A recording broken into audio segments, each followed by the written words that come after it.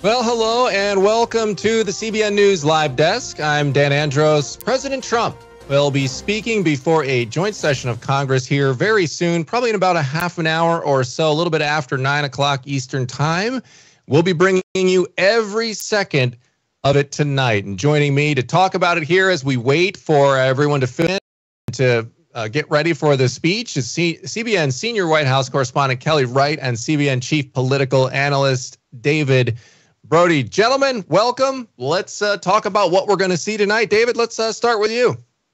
Well, I don't even know where to begin. I must say I'm going through a bit of withdrawal today because there were no executive orders signed. I feel like it's story time in America at 3 p.m. Eastern every time the daily guidance comes out. So that suggests that Donald Trump has quite a few things in store tonight because he's just been wound up all day with nothing to do.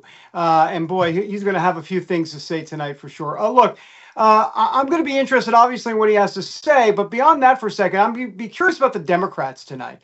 We know Alexandria Ocasio-Cortez is a no-show. She will not show up tonight.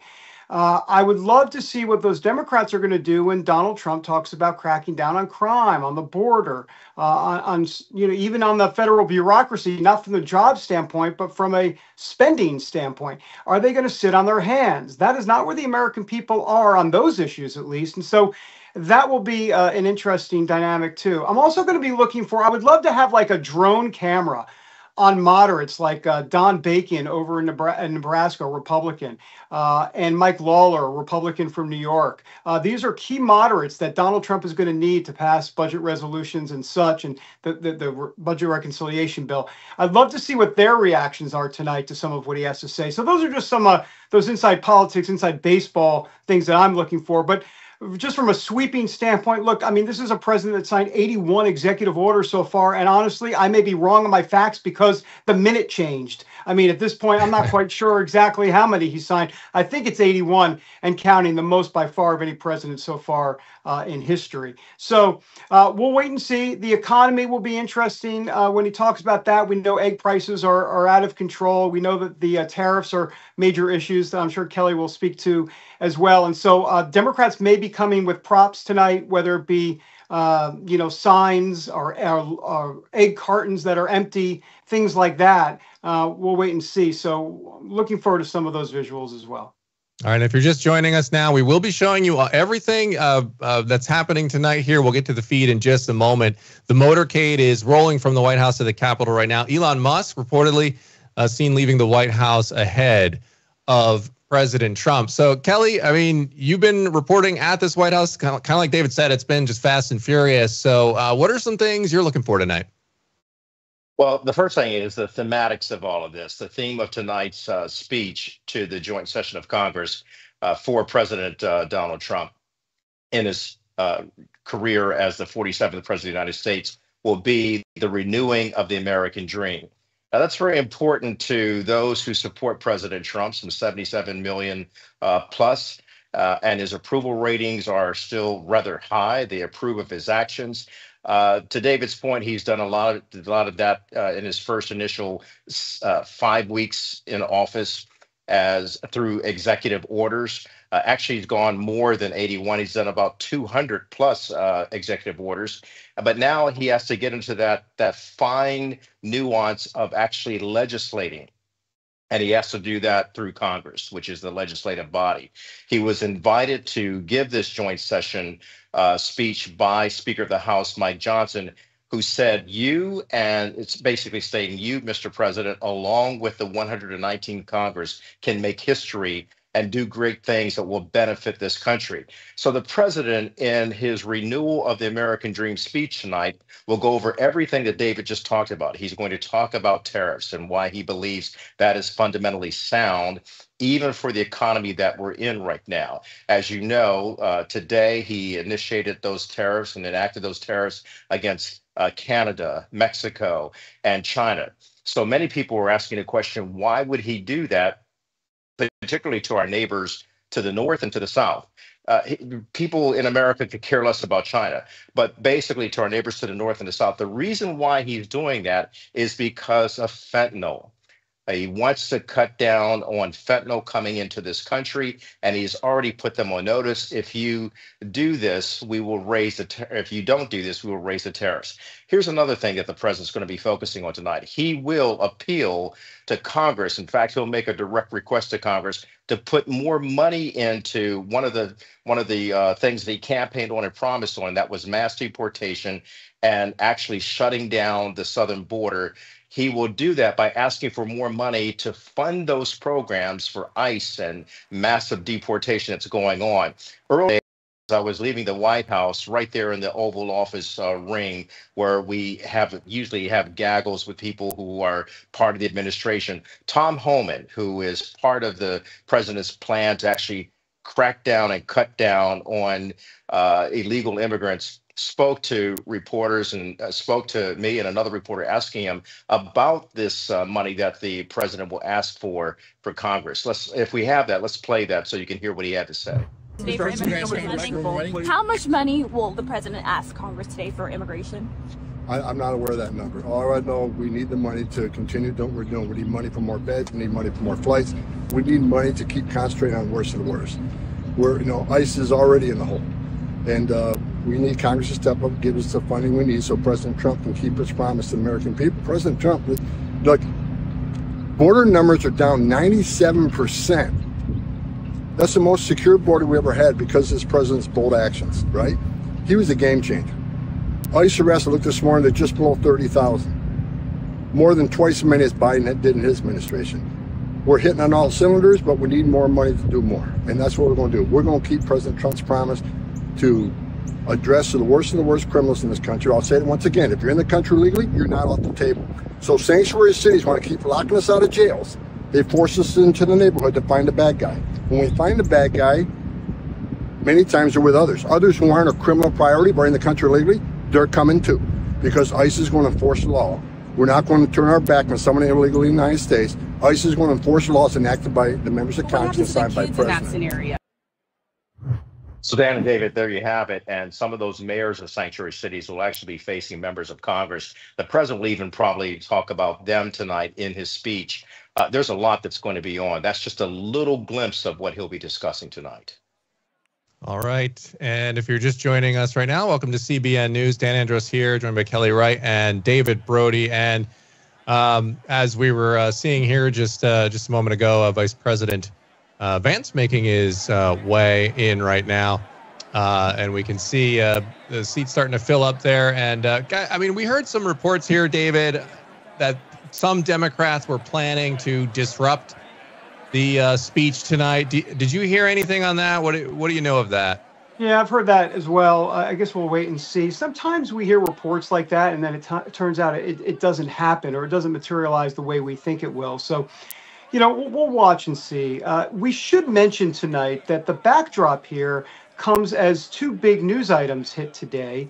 And before I get to Ukraine, which is, of course, one of the big news items, let's talk about those tariffs. The Commerce Secretary, Howard Lutnick, came out just in the last few hours, late this afternoon, saying that it looks like President Trump will, quote, compromise on the tariffs with Mexico and Canada. I'm not quite sure what that looks like. Maybe it'll be announced in the speech tonight. Maybe it won't. But there's a sense that there's going to be a bit of a dialing back on the tariffs starting tomorrow. Of course, the stock market has reacted very poorly to not just that issue as with the tariffs, but many other factors as well. It's usually not one. As for the Ukraine situation, of course, we'd be remiss if we didn't mention the big news today, which is, in essence, President Zelensky saying, my bad, I'm sorry, without saying I'm sorry. He basically said, look, can I get a redo? And I want to sign the minerals deal. And so there's a sense that that will be signed potentially somewhere, somehow tomorrow on Wednesday. We'll wait and see if that materializes as well. But when Zelensky put out that statement today, it was a bit of a, let's be honest, if we could just be real for a second, it was a bit of a grovel factor. I put the grovel factor at 5. He didn't say fully, I apologize and I'm sorry, but he definitely regretted the way it happened in the Oval Office last Friday. So all of that is a backdrop to see, to find out what happens tonight as to how President Trump handles two very volatile situations. Is this by the way, guys, before you hop in there, Kelly, on the Sure. Ukraine thing and what happened, that news you're talking about today, I saw that post on X from Zelensky saying he regretted how things went down there. He didn't say my bad. He just said he wished it didn't go that way. But this comment on X came after he went and had the big meeting with all the European leaders. It is the sudden change of tone because maybe he didn't get the promises that he'd hoped for, as far as, or the pledges of money and support that he could get from Europe. And then it's kind of like, well, now you have no options left. You have to come back to America. No, look, I think what really triggered it was the president putting a pause on military aid to Ukraine. When the president announced that, he did it specifically with the strategy of pushing Zelensky to the real deal. Either you're with us and we're with you so that you can have that security you're talking about through a rare minerals deal, so that we can be business partners with you.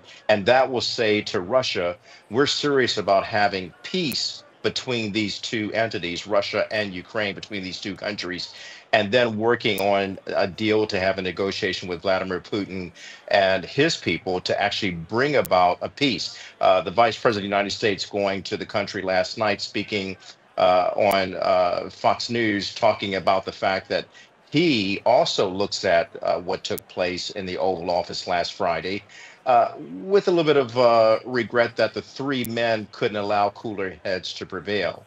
Having stated that, however, he said that Zelensky needed to actually accept the deal so that they could move forward and allow the United States to help Ukraine basically stop having the bloodshed that they've had for the past 3 years. So it was really the president's move today to put a pause on military aid, and that triggered it more than the EU and NATO. And Dan, if I could just add on that real quick, I think Sure. it's important. I think it's important to understand here. This is the art of the deal at work. I mean, as Kelly alluded to here, this is what Trump wanted all along. I mean, he basically forced Zelensky into choosing between a peace deal, which, let's be honest, is not going to go his way, Zelensky's way. He's going to lose some of Ukrainian territory, possibly up to 20% more than he's already lost. It could be up to 27, 28% of the country. That's sadly, that's the best case scenario for Zelensky. Worst case scenario, if you pause the aid, you could lose your entire country. And so this is what Donald Trump does. And let's be honest, he also wanted Europe to step to the plate more and say, hey, it's closer to your border than it is to ours. And lo and behold, we find out that Europe's in the process of putting together an 900 or so billion dollar plan to help Zelensky. So once again, Europe's shouldering more of the responsibility. This is exactly what Donald Trump wanted all along. And we're seeing the art of the deal literally in progress as we speak. Absolutely. And to the other point that David was making, the fact that all of this is taking place where the European Union and NATO is realizing we have to put more money towards our own defense. Again, going back to what the vice president stated last night, he basically said that they can't support Zelensky in a long-term, indefinite war. No one has the capacity to do that, not even the United States. So I think Zelensky has finally come to the realization that what took place last Friday in the Oval Office was a really, you can't call it a faux pas, it was a meltdown. And all of us who witnessed that and talked about it were shocked at what we saw taking place. But go back to what the president said in that Oval Office gaggle. He went on to state, this is why I wanted you to see all of this. Perhaps we went too long. And then he ended it by saying, well, it makes for good television. But he wanted the American people to see some of the resistance that they had been having behind the scenes with Zelensky. His critics, however, have stated that he and Vice President Vance teamed up and played good cop, bad cop on Zelensky.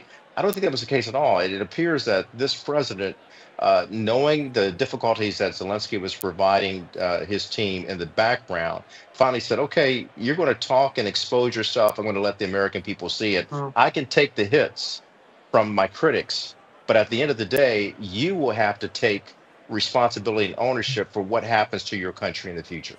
Yeah. And if you're just joining us now, again, CBN's Dan Andros here, joined by Kelly Wright and David Brody, and we are just walking this up to the speech tonight from President Trump.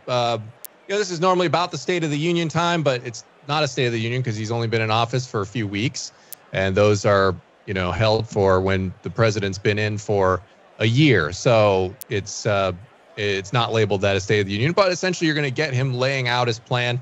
The theme tonight is the renewal of the American dream. So I would assume, guys, we're going to be hearing perhaps a broad vision being painted out on that. I want to get your guys' comments on that, the theme of this here in just a second. I just wanted to acknowledge the folks that have joined us on our YouTube chat. Thank you for all of you who are here. Again, make sure you're hitting that like button because this will help CBN get noticed in the algorithm, in the feed. The more you like and share the feed around. So please do that and, comment. Let us know where you're. I saw a bunch of people already saying, we had a couple people in there from Canada. So we've got a few of north of the border here in the chat with us. I saw a couple other here. I lost it because it already zoomed down, but Oklahoma I saw in there. So just let us know where you're at. That'll also help in the feed and help us get noticed in the feed as well. So and we'll look for your questions too. If you got a question for David or Kelly, just put it in all caps. Right question followed by a question. We'll try to get to those. And President Trump is scheduled to speak, I think, at about 10 after is the time it's slated for. So you're not going to miss anything while we're chit-chatting here and discussing exactly what's going on here and what we can expect to see tonight. But about that theme, guys, the renewal of the American dream. I don't have it in front of me. I think it's something like that. If it's not exactly that, so that's it exactly. The renewal your reaction of the to that, American dream. yeah.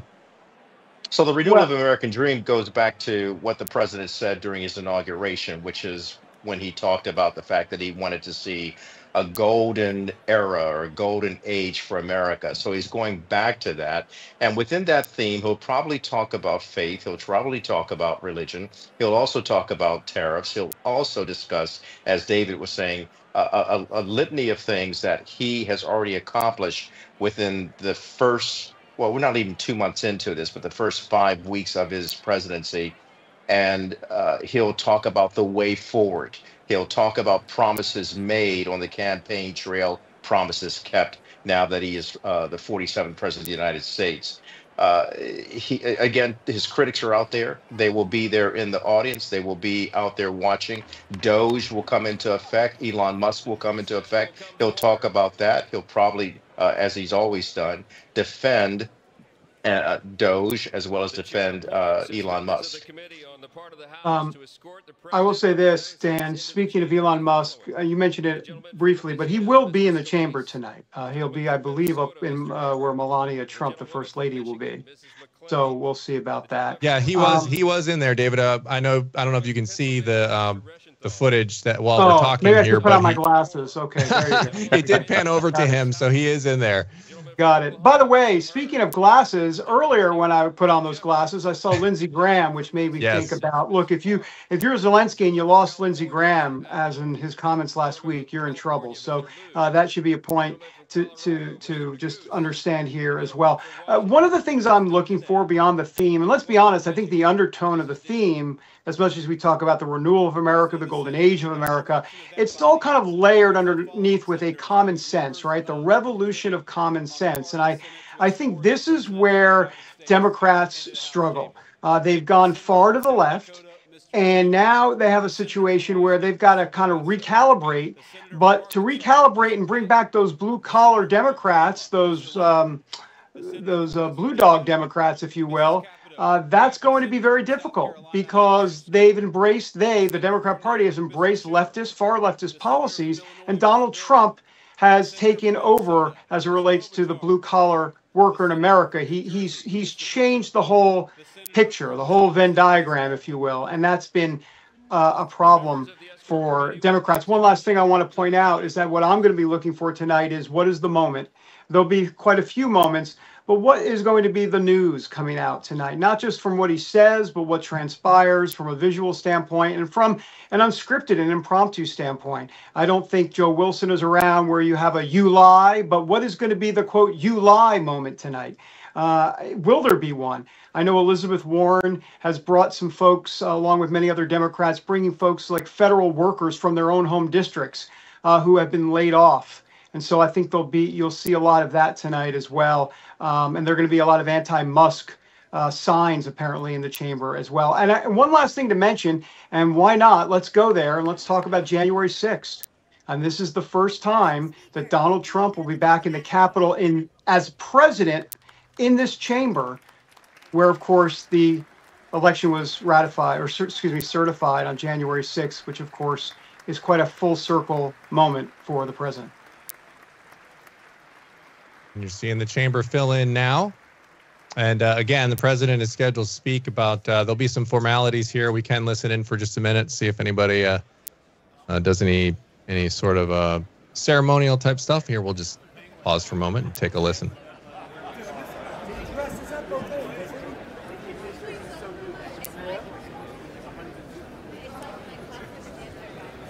My wife loves this race.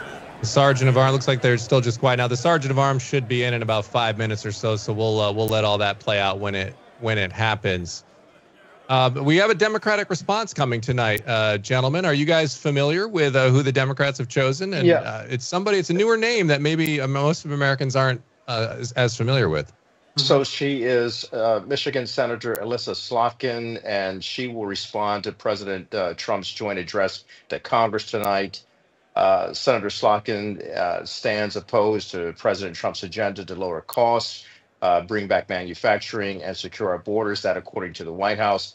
But the reason why she's chosen is that she won in that swing state of Michigan that the president won in November. She also won the Senate seat, and she will reach across to a lot of people who are more moderate. She will talk to the American worker voter. And the Democrats believe that she will be able to have a strong stand in what she says.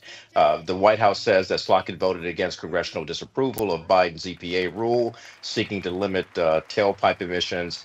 And the House Budget Committee called the regulation a de facto ban on the sale of gas-powered and traditional hybrid vehicles. That coming from the White House about Senator Elissa Slotkin. To her constituents, she will be talking about how can we broker better relationships with Canada. You know that Michigan is just right across from Canada, and they have a good relationship. She wants to see that continued. And Michigan has really slid electorally, not just in this election, but Democrats are having problems in places like Michigan. So it makes sense politically to do it. One piece of trivia, the old designated survivor, everybody likes to know who it is. It's not Kiefer Sutherland, obviously, but it is. But it is Secretary of Veteran Affairs Doug Collins tonight. He is the designated survivor. In other words, he will not be in the chamber tonight. They'll always leave one cabinet member behind. Feel like it's Kirk Cameron, left behind. But Doug Collins is starring in the Kirk Cameron movie Designated Survivor tonight.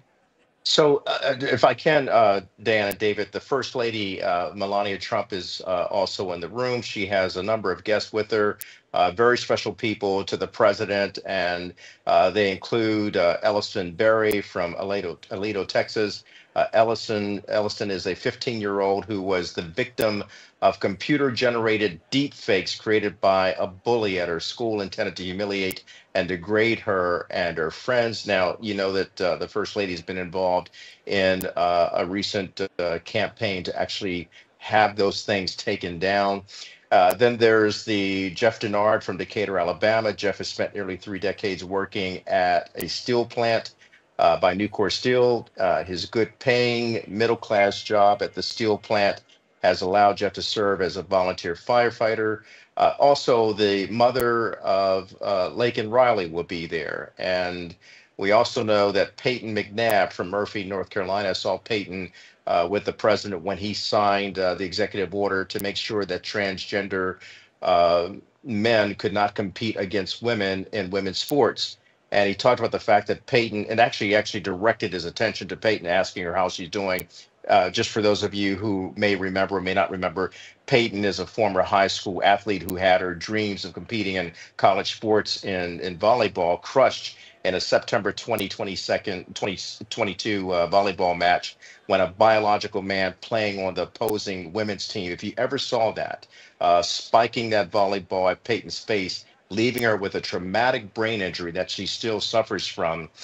Peyton joined with the Independent Women's Forum and has made it her mission to put an end to this brutal unfairness. And the president, of course, is very adamant about that. Surprisingly, David and Dan, as you know, the president has received some pushback from the governor of Maine and some other people as a result of him trying to push for that to become a law. Yeah, there was that contentious back and forth there that played out in like a live conference that they were there together, and Trump sort of called him out on that. But go ahead, David. Dan, we have some excerpts coming in now from what President Trump is going to say. This is about tariffs. Let me read you an excerpt. Now, once again, this is the on-prompter version. Who knows what the off-prompter version will be? But here it is. Whatever they tariff us, we tariff them. Whatever they tax us, we tax them. If they do non-monetary tariffs to keep us out of their market, then we do non-monetary barriers to keep them out of our market. We will take in trillions of dollars and create jobs like we have never seen before. You know, my guess is you're going to see some language tonight which is used before, not the Internal Revenue Service, but the External Revenue Service. And I think that's going to be part of what he's going to say, that it's time to, there's been talk, Trump has mulled this over about wanting to do away with the IRS entirely, with potentially even an income tax. Of course, that would take constitutional amendment, yada, yada, yada. But I wouldn't be surprised if we hear some of the Internal Revenue Service is not in fashion for sure, and the External Revenue Service is the way to go for America going forward. Yeah, David, very good point. We're going to hear the Sergeant of Arms real quickly, but 6 weeks ago, the president's going to talk about the fact that he stood beneath the dome of the Capitol and proclaimed the dawn of the golden age of America. That's getting back to what I was talking to about before. The president's going to remind people of just how precious the American dream is to him and how precious he hopes it is to every American, Republican, Democrat, black, white, whatever. They will have to understand that he speaks differently. He thinks differently, he acts differently, but he is still connected to the American dream, and he'll talk about that as well. All right, and we're gonna President Trump's speech set to begin in about less than 10 minutes from now. Sergeant of Arms should be beginning momentarily here. We'll bring all of that to you live. So hang tight if you're waiting for that, and also be sure after it's over that David, Kelly, and myself, we will be here and we'll be responding to what we see tonight and the Democratic response as well, and we'll respond to that as well. So hang with us. We will be around, and we can all watch it together, and we can all react together.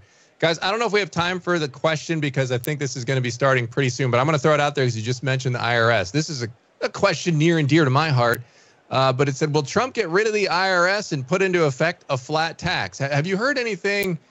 I mean, we've seen all this aggressive action on Doge and like talking about entire agencies going away. What is the rhetoric we've heard from the president on the IRS? I'll be short because time is short. I'm sure Kelly has a few things to say about this, but the president can't just obviously unilaterally impose a flat tax. Obviously, that'd be a congressional situation.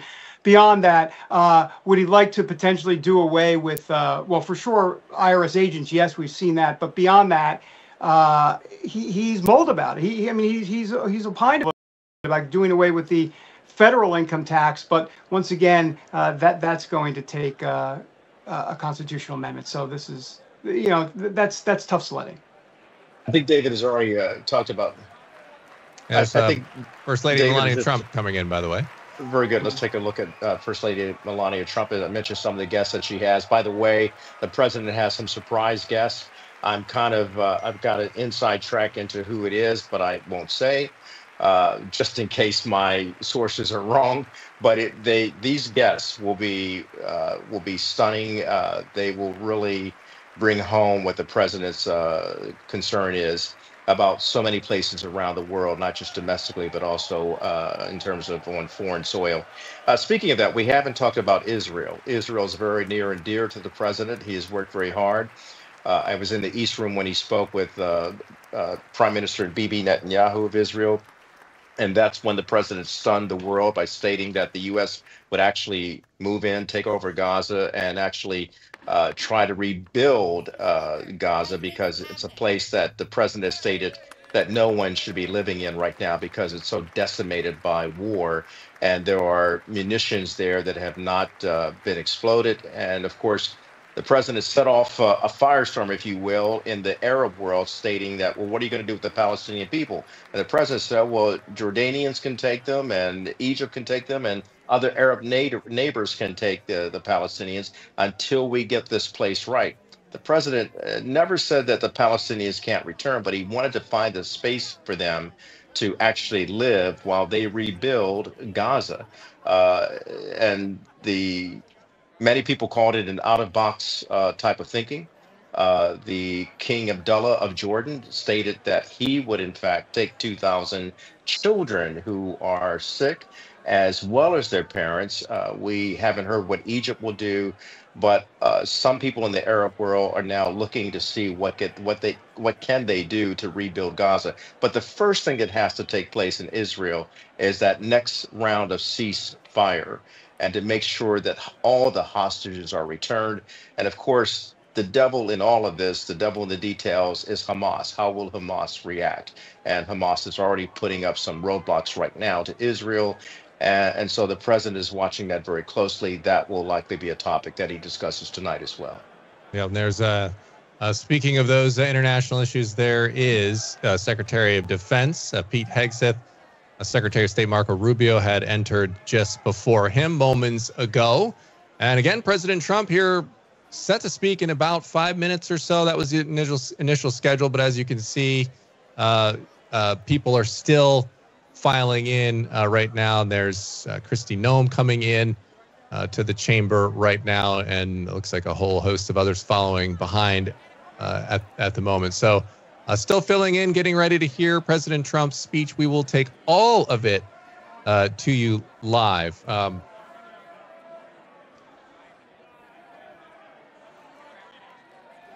just listen in because we know the Sergeant at Arms should be starting here momentarily. Be interesting here. Marco Rubio has really been impressive. MAGA didn't trust him going in, but he's been very, very impressive. And that I saw him earlier as he was coming down, made me think about that. And just the cabinet itself, RFK, just all different yeah. voices. That's a good point, David. I mean, because Rubio, I mean, from a lot of the clips I've seen, he's had to navigate perhaps some differing views that maybe he's held in the past versus what President Trump holds, and he seems to have been navigating that, good amount of articulation and clarity. Yeah, I know we got to be brief, but he was the one that pushed this law 2 years ago, basically saying that a president can't unilaterally pull out of NATO, that you need 3/4 of the Senate to do so. And now Donald Trump has mused about it, thought about it. Be interesting to see. That could be the wild card tonight if he brings up NATO and what he might do. Not that he's going to announce a pullout of NATO. He can't necessarily unilaterally do it, but some sort of quiet push to leave NATO without basically doing as much, the United States doing as much for NATO. So I'd be curious to see what he says about that tonight as well. Yeah, that's a fair assessment. It's hard to say what the president will discuss. He's made it very abundantly clear that he's not pleased with NATO, yet NATO is now realizing, or at least the EU is realizing, that it must spend some more money on its defense, and it should not be totally reliant on the United States. Of course, that's part and parcel with America first. That's the president's philosophy. He wants to put America first, and as a result of that, there are a myriad of things that he's now doing, such as the tariffs. Although, as David talked about, he's looking at perhaps pulling back on some of the tariffs against Canada and Mexico, since they are our neighbors, and since the response from Trudeau, and even since Wall Street really freaked out. But the president realizes that he wants to use tariffs and fair trade and reciprocals as a way of helping people to understand that the United States can no longer play games.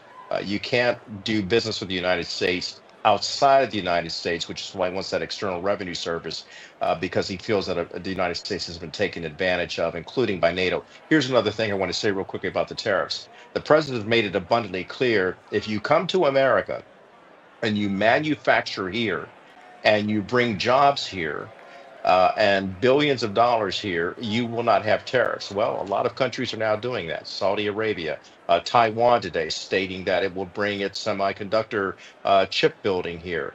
And so many other countries are now coming here to the United States to business, to do business. And as a result of that, more jobs are being created. I would point out real quick before we keep saying before we hear the Sergeant Arms.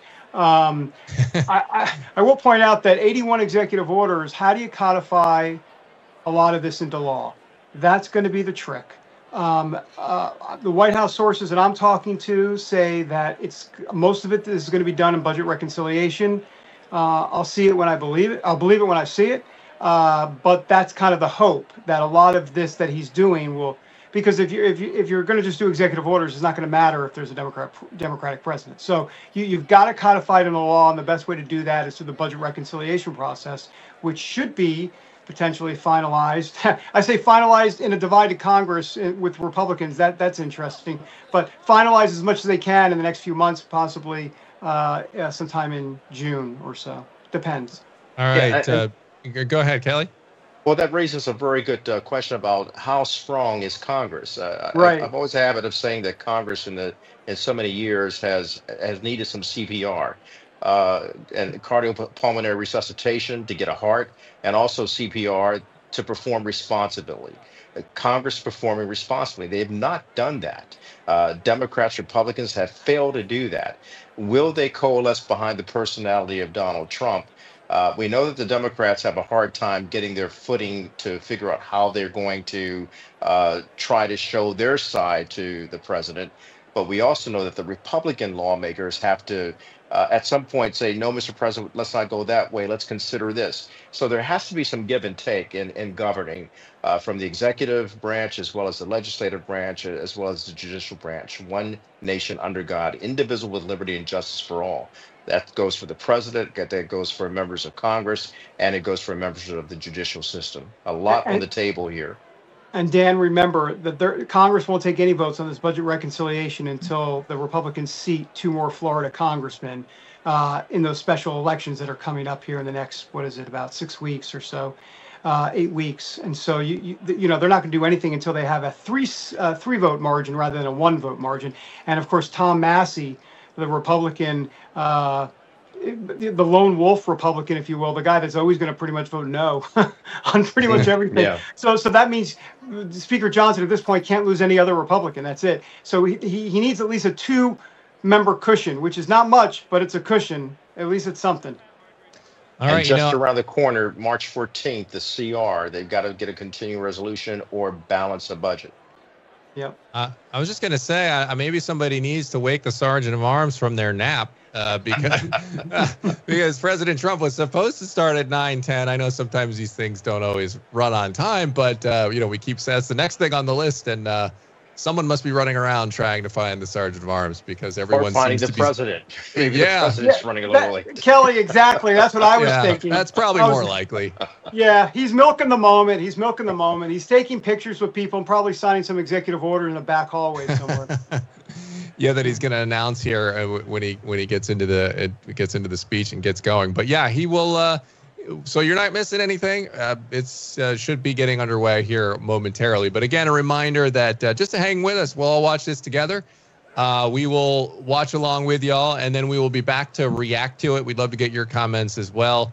We'll check them out as it's going too, and see what you guys are saying during the speech. Again, we mentioned that there might be some. I've seen multiple reports on some Democrats possibly planning some disruptions. Not entirely unusual in these sorts of settings. We've seen it at the State of the Union before.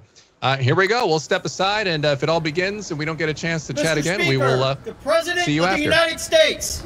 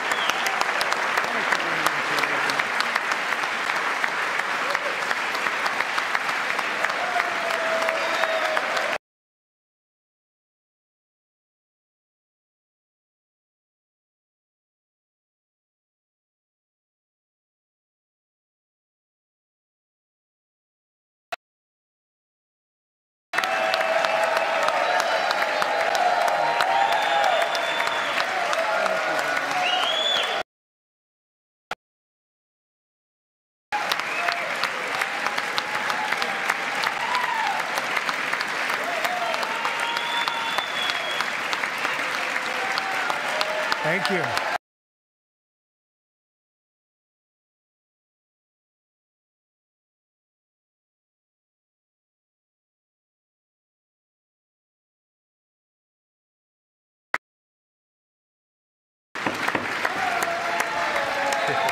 Thank you very much.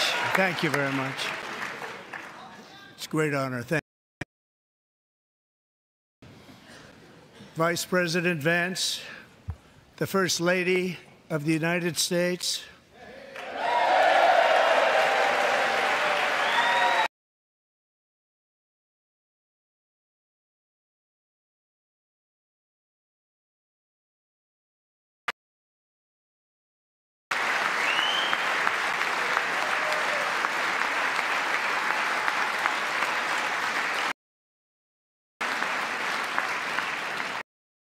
members of the United States Congress, thank you very much.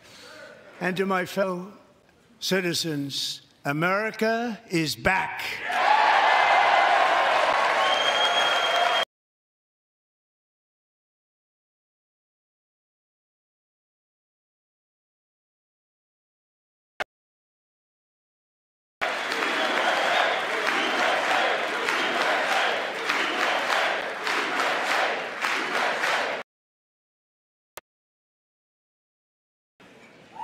6 weeks ago, I stood beneath the dome of this Capitol and proclaimed the dawn of the golden age of America.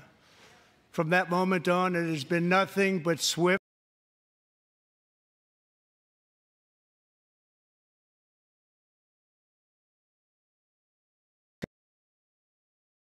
accomplished more in 43 days than most administrations accomplished in 4 years or 8 years, and we are just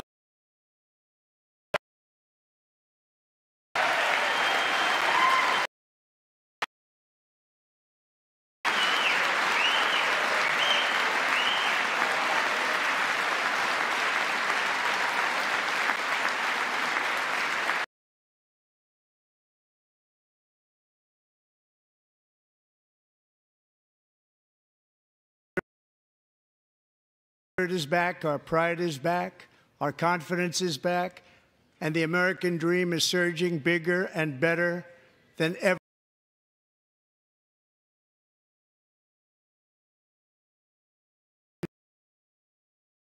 The dream is unstoppable, and our country is on the verge of a comeback, the likes of which the world has never witnessed and perhaps will never witness again.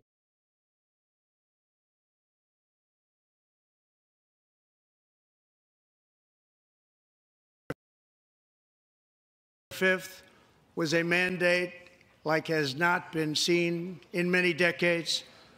We won all 7 swing states.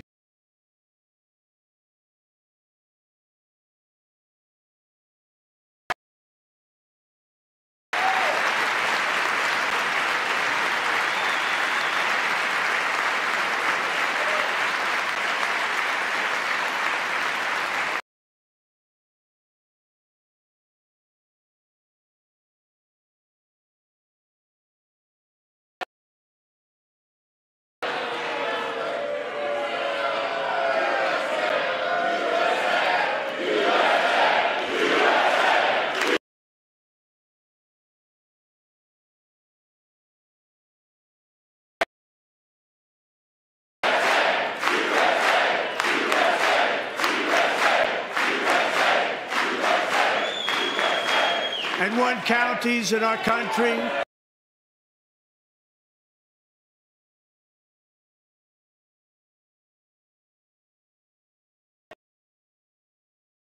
Republican.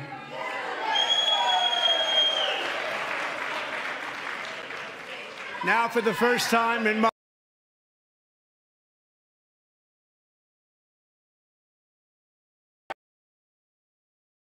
any further disruptions. That's your warning.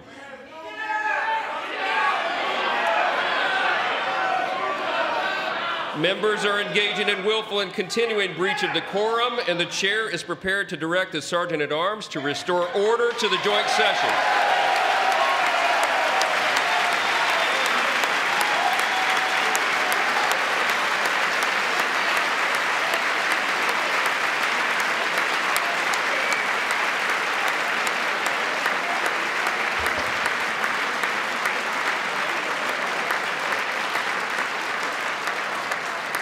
Mr. Green, take your seat. Take your seat, sir. Take your seat. Finding that members continue to engage in willful and concerted disruption of proper decorum, the chair now directs the Sergeant-at-Arms to restore order. Remove this gentleman from the chamber.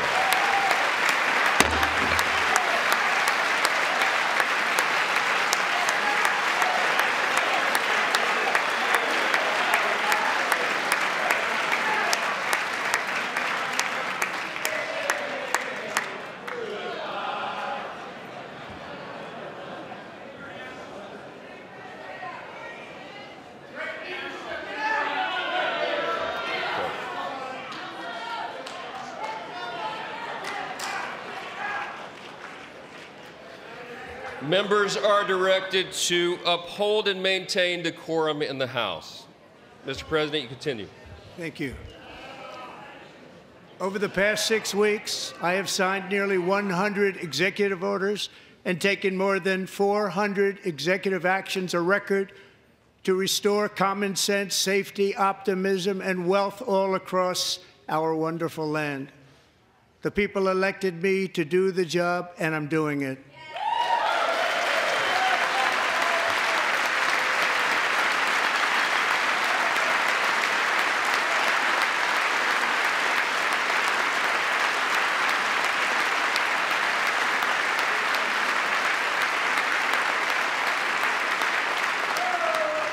In fact, it has been stated by many that the first month of our presidency, it's our presidency, is the most successful in the history of our nation.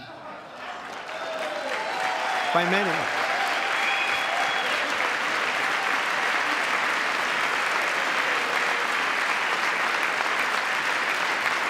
And what makes it even more impressive is that, do you know who number 2 is? George Washington. How about that? How about that? I don't know about that list, but we'll take it. Within hours of taking the oath of office, I declared a national emergency on our southern border, and I deployed the U.S. military and Border Patrol to repel the invasion of our country. And what a job they've done. As a result, illegal border crossings last month were by far the lowest ever recorded, ever.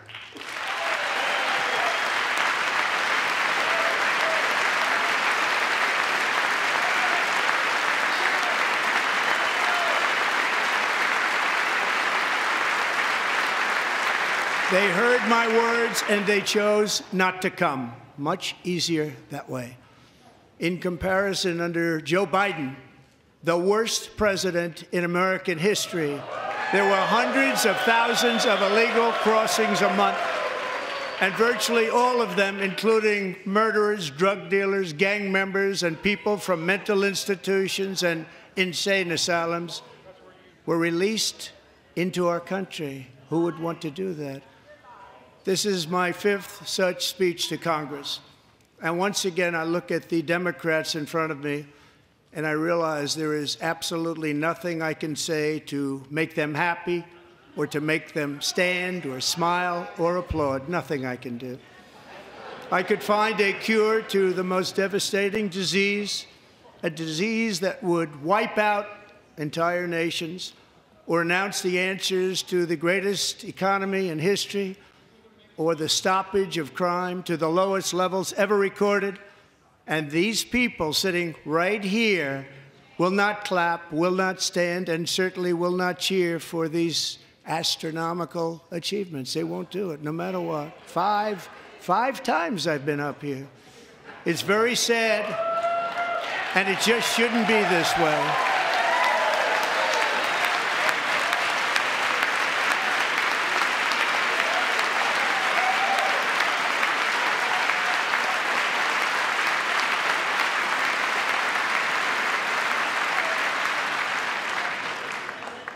So Democrats sitting before me, for just this one night, why not join us in celebrating so many incredible wins for America?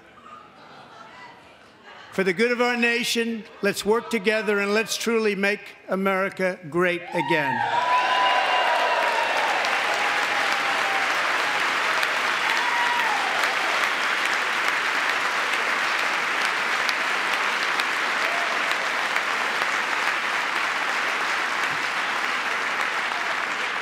Every day, my administration is fighting to deliver the change America needs to bring a future that America deserves, and we're doing it. This is a time for big dreams and bold action. Upon taking office, I imposed an immediate freeze on all federal hiring, a freeze on all new federal regulations, and a freeze on all foreign aid.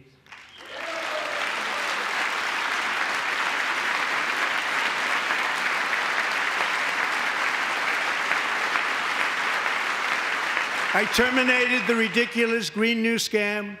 I withdrew from the unfair Paris Climate Accord, which was costing us trillions of dollars that other countries were not paying. I withdrew from the corrupt World Health Organization.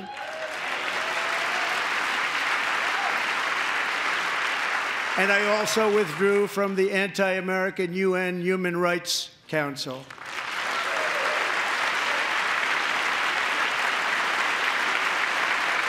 We ended all of Biden's environmental restrictions that were making our country far less safe and totally unaffordable. And importantly, we ended the last administration's insane electric vehicle mandate, saving our auto workers and companies from economic destruction.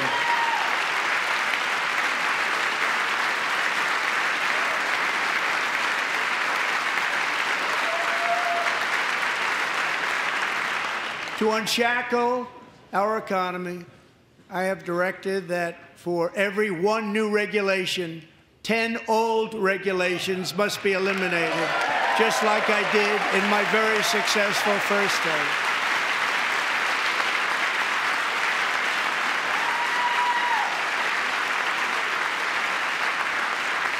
And in that first term, we set records on ending unnecessary rules and regulations like no other president had done before. We ordered all federal workers to return to the office. They will either show up for work in person or be removed from their job.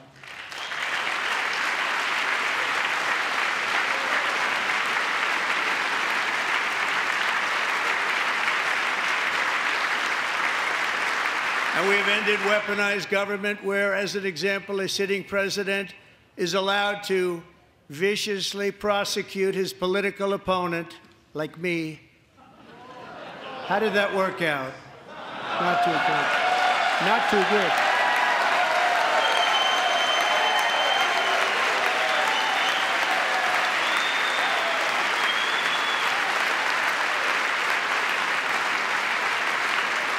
And I have stopped all government censorship and brought back free speech in America. It's back.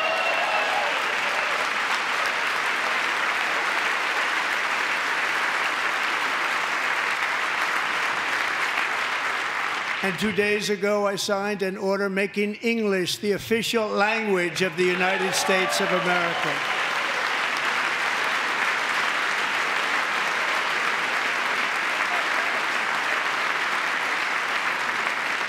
I renamed the Gulf of Mexico the Gulf of America.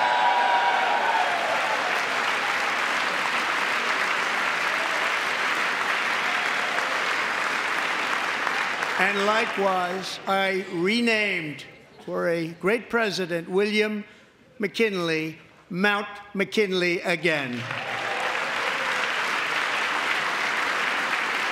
Beautiful Alaska. We love Alaska.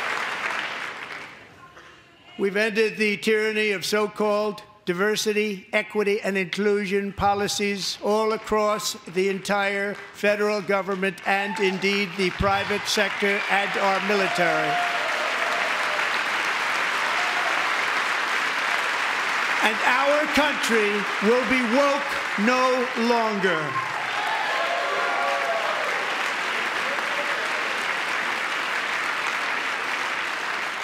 We believe that whether you are a doctor, an accountant, a lawyer, or an air traffic controller, you should be hired and promoted based on skill and competence, not race or gender. Very important.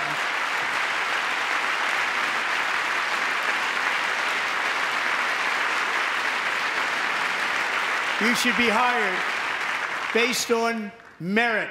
And the Supreme Court, in a brave and very powerful decision, has allowed us to do so. Thank you. Thank you very much. Thank you. We have removed the poison of critical race theory from our public schools, and I signed an order making it the official policy of the United States government that there are only two genders, male and female.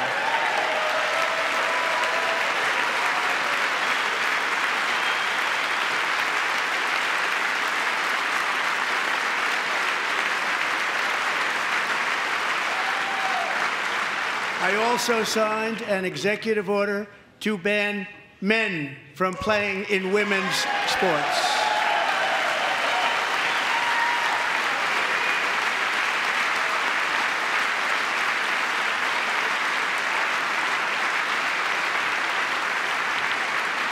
Three years ago, Peyton McNabb was an all-star high school athlete, one of the best, preparing for a future in college sports. But when her girls' volleyball match was invaded by a male, he smashed the ball so hard in Peyton's face, causing traumatic brain injury, partially paralyzing her right side and ending her athletic career. It was a shot like she's never seen before. She's never seen anything like it. Peyton is here tonight in the gallery, and Peyton, from now on, schools will kick the men off the girls' team, or they will lose all federal funding.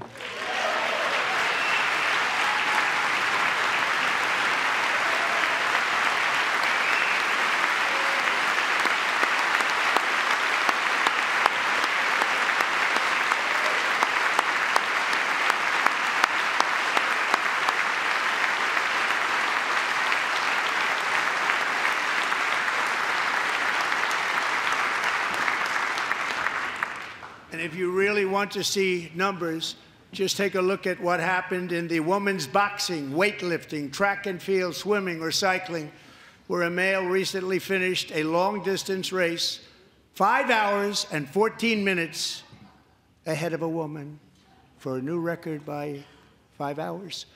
Broke the record by 5 hours. It's demeaning for women, and it's very bad for our country. We're not going to put up with it any longer.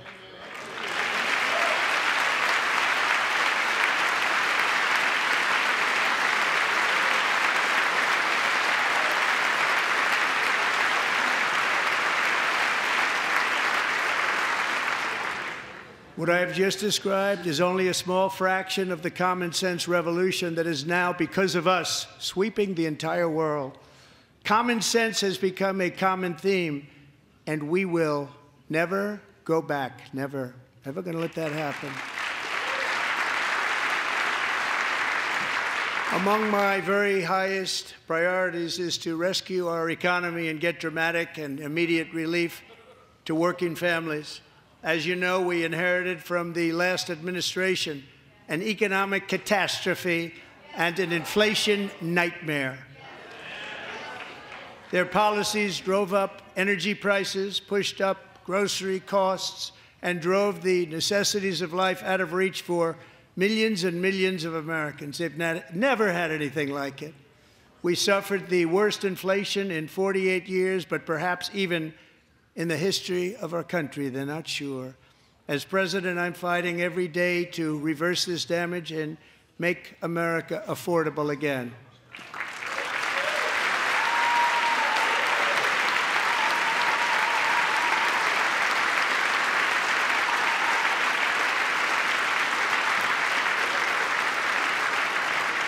Joe Biden especially let the price of eggs get out of control. The egg price is out of control, and we're working hard to get it back down, Secretary. Do a good job on that. You inherited a total mess from the previous administration. Do a good job.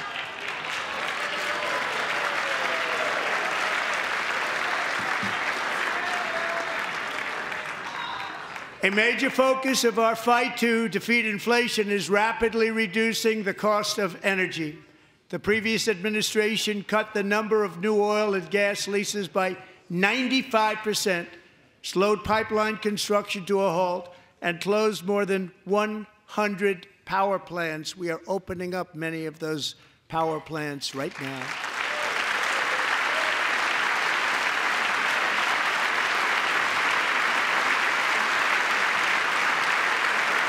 And frankly, we have never seen anything like it.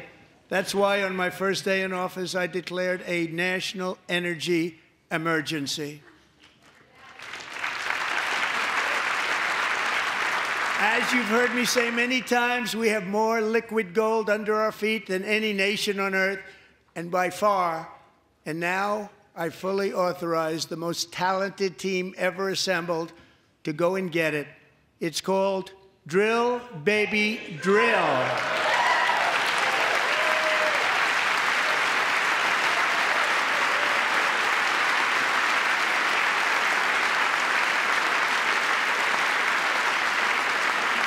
My administration is also working on a gigantic natural gas pipeline in Alaska, among the largest in the world, where Japan, South Korea, and other nations want to be our partner with investments of trillions of dollars each. There's never been anything like that one.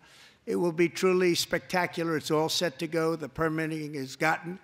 And later this week, I will also take historic action to dramatically expand production of critical minerals and rare earths here in the USA.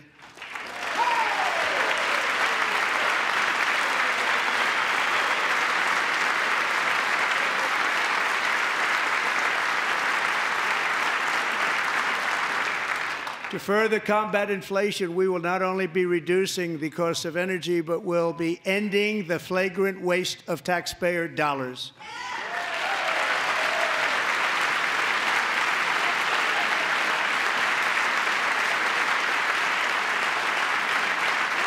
And to that end, I have created the brand new Department of Government Efficiency, DOGE. Perhaps you've heard of it. Perhaps.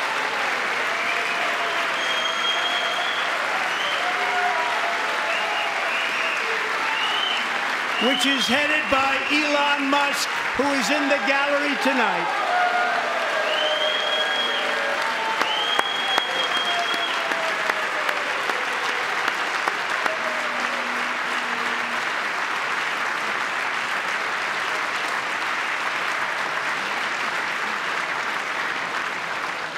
Thank you, Elon. He's working very hard. He didn't need this. He didn't need this. Thank you very much. We appreciate it. Everybody here, even this side, appreciates it, I believe. They just don't want to admit that. Just listen to some of the appalling waste we have already identified. $22 billion from HHS to provide free housing and cars for illegal aliens. $45 million for diversity, equity, and inclusion scholarships in Burma. $40 million to improve the social and economic inclusion of sedentary migrants. Nobody knows what that is. $8 million to promote LGBTQI+ in the African nation of Lesotho, which nobody has ever heard of. $60 million for indigenous peoples and Afro-Colombian empowerment in Central America. $60 million. $8 million for making mice transgender. This is real. $32 million for a left-wing propaganda operation in Moldova.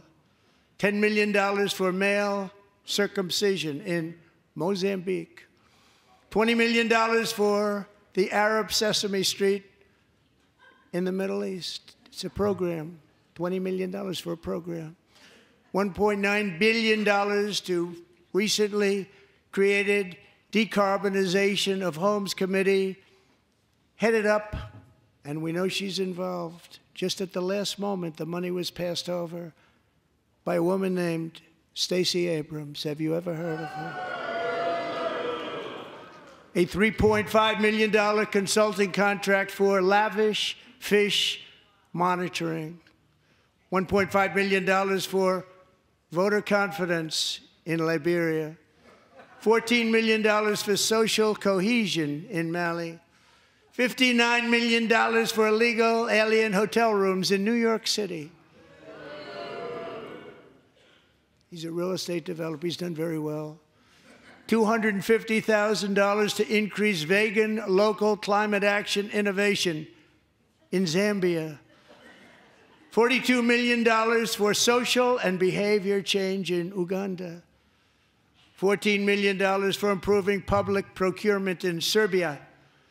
$47 million for improving learning outcomes in Asia.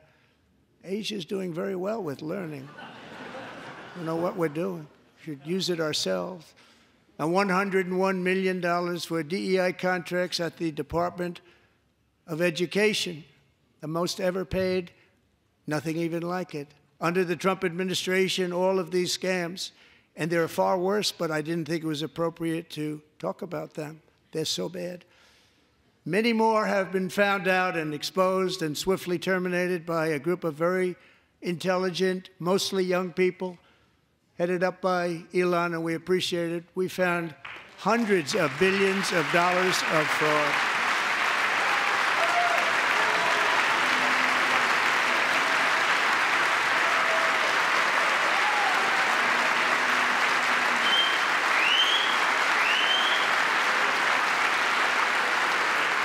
And we've taken back the money and reduced our debt to fight inflation and other things.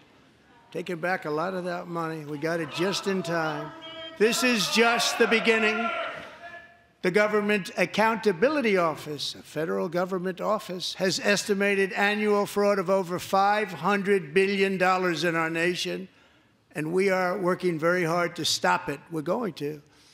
We're also identifying shocking levels of incompetence and probable fraud in the Social Security program for our seniors, and that our seniors and people that we love rely on.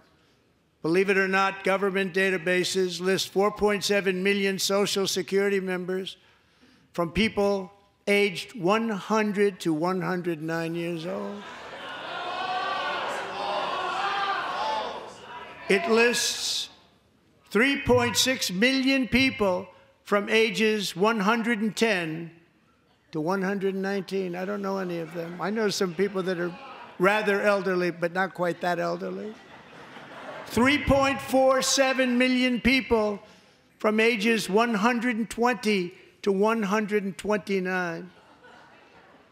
3.9 million people from ages 130 to 139. 3.5 million people from ages 140 to 149. And money is being paid to many of them, and we're searching right now. In fact, Pam, good luck. Good luck. You're going to find it. But a lot of money is paid out to people because it just keeps getting paid, and nobody does, and it really hurts Social Security and hurts our country. 1.3 million people from ages 150 to 159, and over 130,000 people, according to the Social Security databases, are age over 160 years old.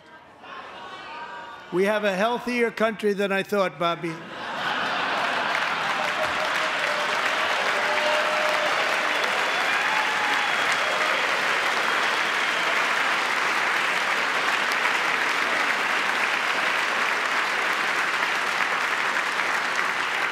Including, to finish, 1,039 people between the ages of 220 and 229 one person between the age of 240 and 249, and one person is listed at 360 years of age.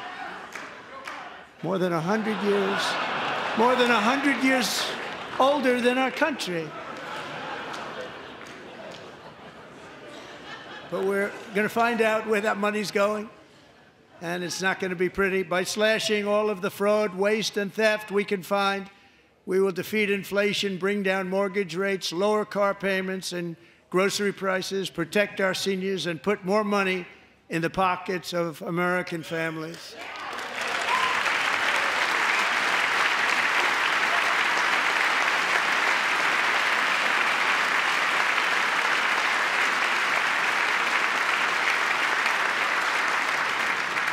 And today, interest rates took a beautiful drop, big, beautiful drop. It's about time. And in the near future, I want to do what has not been done in 24 years, balance the federal budget. We're going to balance it.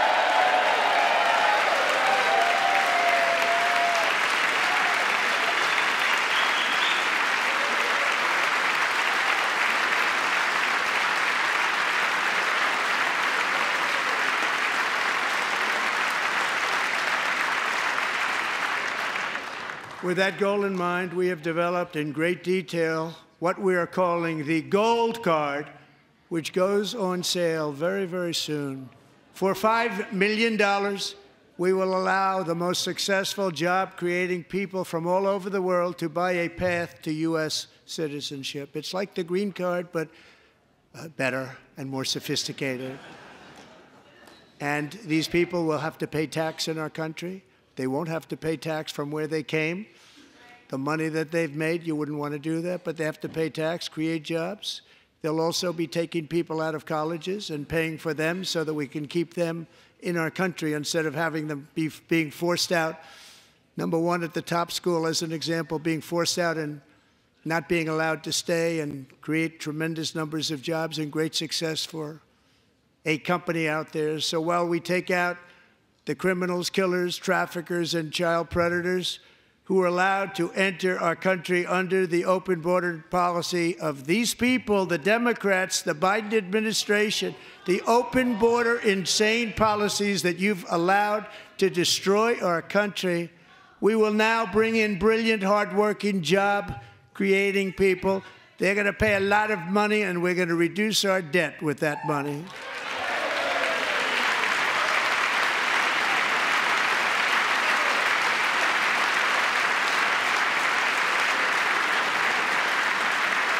Americans have given us a mandate for bold and profound change. For nearly 100 years, the federal bureaucracy has grown until it has crushed our freedoms, ballooned our deficits, and held back America's potential in every possible way. The nation founded by pioneers and risk-takers now drowns under millions and millions of pages of regulations and debt. Approvals that should take 10 days to get instead take 10 years, 15 years, and even 20 years before you're rejected. Meanwhile, we have hundreds of thousands of federal workers who have not been showing up to work. My administration will reclaim power from this unaccountable bureaucracy, and we will restore true democracy to America again.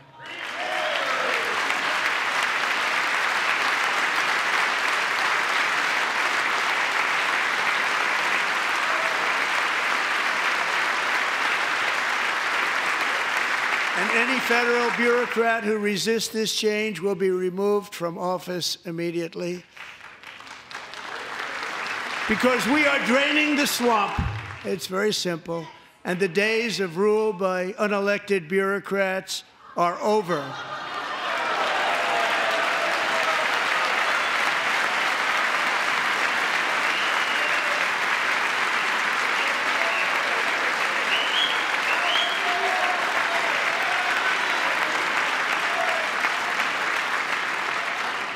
And the next phase of our plan to deliver the greatest economy in history is for this Congress to pass tax cuts for everybody. They're in there. They're waiting for you to vote.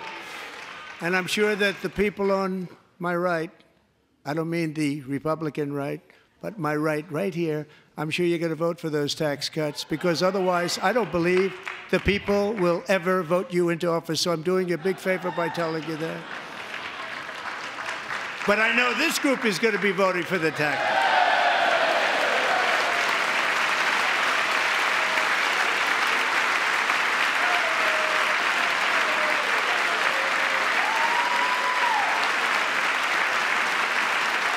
Thank you. It's a very, very big part of our plan. We had tremendous success in our first term with it. A very big part of our plan. We're seeking permanent income tax cuts all across the board.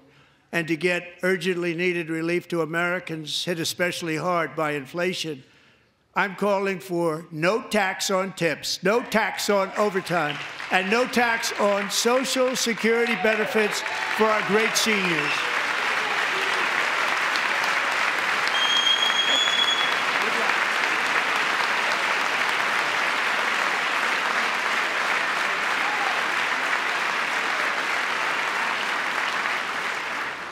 And I also want to make interest payments on car loans tax deductible, but only if the car is made in America.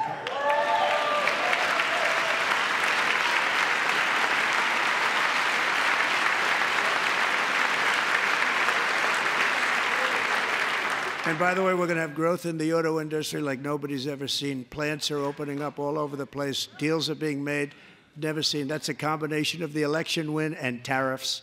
It's a beautiful word, isn't it? That, along with our other policies, will allow our auto industry to absolutely boom. It's going to boom.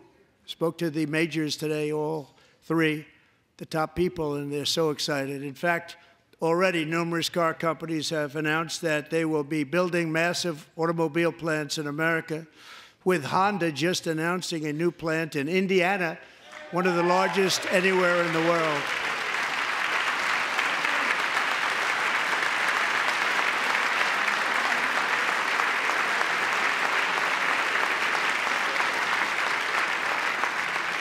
And this has taken place since our great victory on November 5th, a date which will hopefully go down as one of the most important in the history of our country.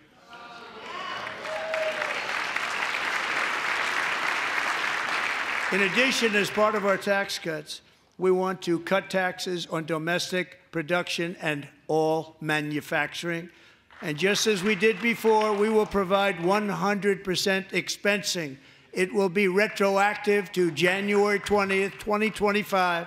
And it was one of the main reasons why our tax cuts were so successful in our first term, giving us the most successful economy in the history of our country. First term. We had a great first term.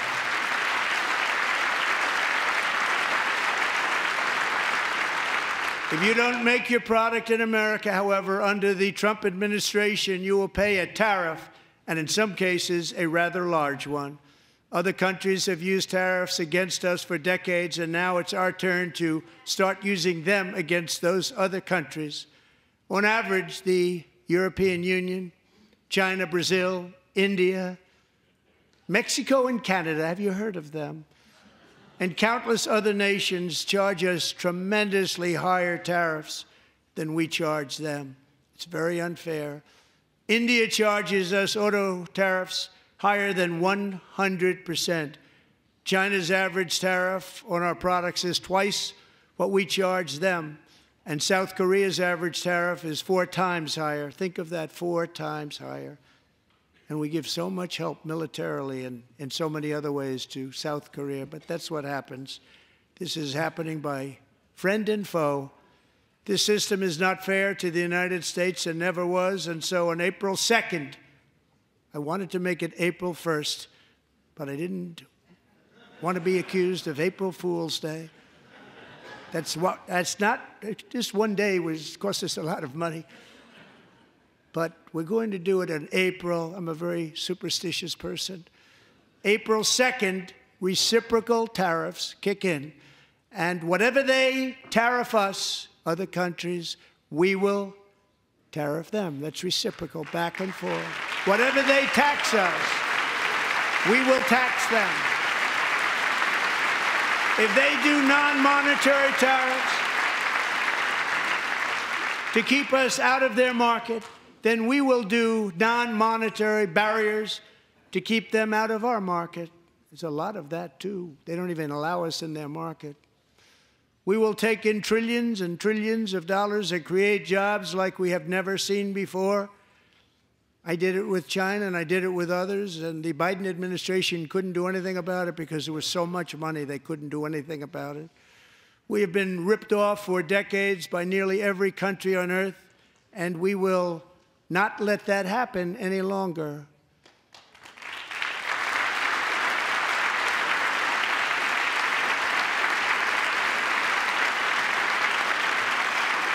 Much has been said over the last 3 months about Mexico and Canada, but we have very large deficits with both of them. But even more importantly, they've allowed fentanyl to come into our country at levels never seen before, killing hundreds of thousands of our citizens and many very young, beautiful people, destroying families. Nobody's ever seen anything like it.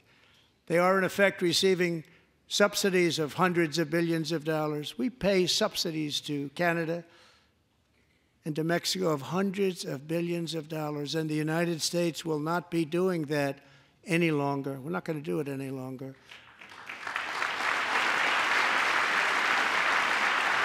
Thanks to our America First policies we're putting into place, we have had $1.7 trillion of new investment in America in just the past few weeks. The combination of the election and our economic policies that people of SoftBank, one of the most brilliant anywhere in the world, announced a $200 billion investment. OpenAI and Oracle, Larry Ellison, announced $500 billion investment, which they wouldn't have done if Kamala had won. Apple announced $500 billion investment. Tim Cook called me. He said, I cannot spend it fast enough. It's going to be much higher than that, I believe. They'll be building their plants here instead of in China. And just yesterday, Taiwan Semiconductor, the biggest in the world, most powerful in the world, has a tremendous amount, 97% of the market, announced a $165 billion investment to build the most powerful chips on earth right here in the USA.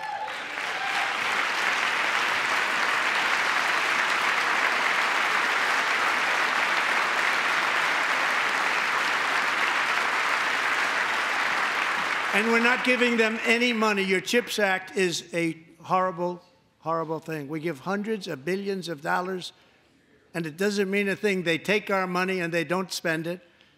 All that meant to them, we're giving them no money. All that was important to them was they didn't want to pay the tariffs, so they came and they're building, and many other companies are coming. We don't have to give them money. We just want to protect our businesses and our people, and they will come because they won't have to pay tariffs if they build in America. So it's very amazing. You should get rid of the CHIP Act, and whatever's left over, Mr. Speaker, you should use it to reduce debt or any other reason you want to.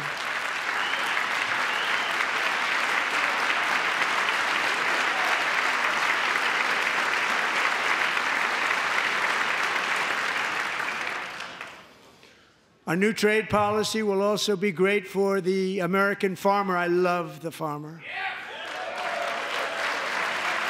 Who will now be selling into our home market, the USA, because nobody is going to be able to compete with you. Because there's goods that come in from other countries and companies. They're really in a bad position in so many different ways. They're uninspected. They may be very dirty and disgusting, and they come in and they pour in, and they hurt our American farmers. The tariffs will go on agricultural product coming into America, and our farmers, starting on April 2nd, it may be a little bit of an adjustment period. We had that before when I made the deal with China, $50 billion of purchases, and I said, just bear with me, and they did. They did. Probably have to bear with me again, and this will be even better. That was great. The problem with it was that Biden didn't enforce it. He didn't enforce it. $50 billion of purchases, and we were doing great, but Biden did not enforce it, and it hurt our farmers. But our farmers are going to have a field day right now. So to our farmers, have a lot of fun. I love you too. I love you too. It's all going to happen.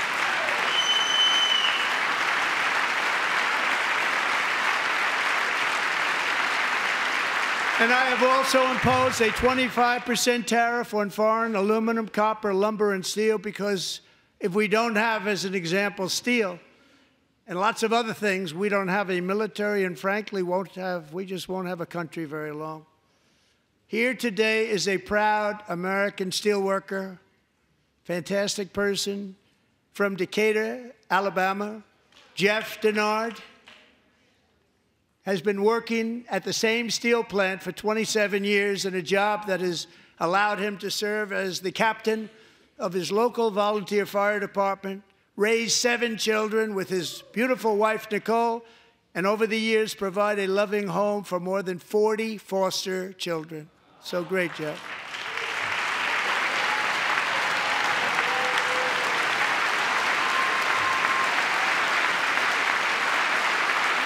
Thank you, Jeff. Thank you, Jeff.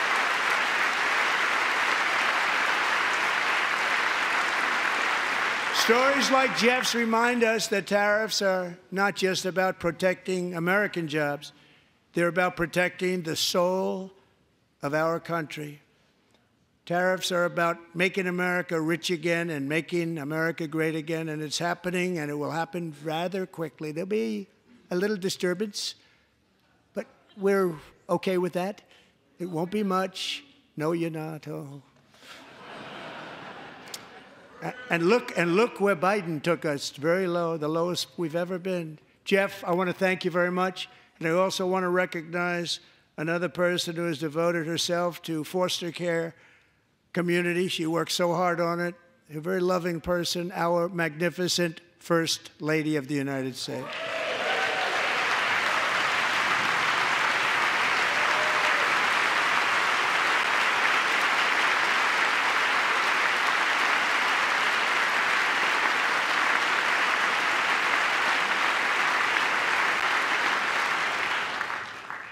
Melania's work has yielded incredible results, helping prepare our nation's future leaders as they enter the workforce. Our First Lady is joined by 2 impressive young women, very impressive. Haley Ferguson, who benefited from the First Lady's Fostering the Future initiative and is poised to complete her education and become a teacher. And Elliston Berry, who became a victim of an illicit deepfake image produced by a peer. With Elliston's help, the Senate just passed the Take It Down Act, and this is so important. Thank you very much, John. John Thune, thank you. Stand up, John. Thank you, John.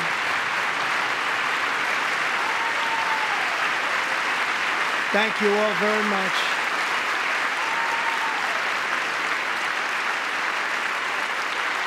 Thank you.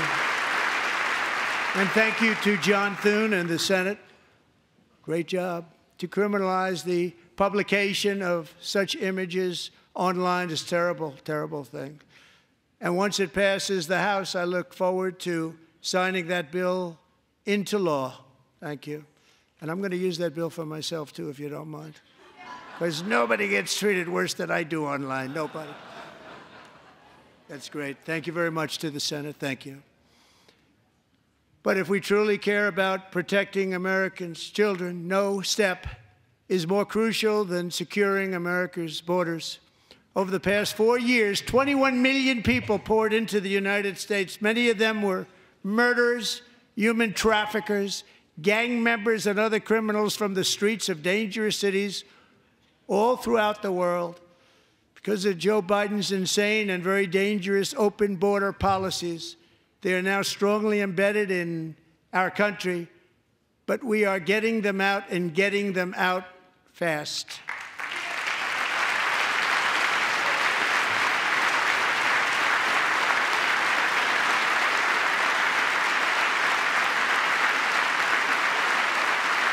And I want to thank Tom Homan and Christy. I want to thank you and Paul of Border Patrol.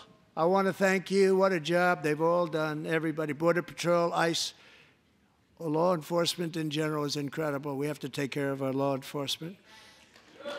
Have to.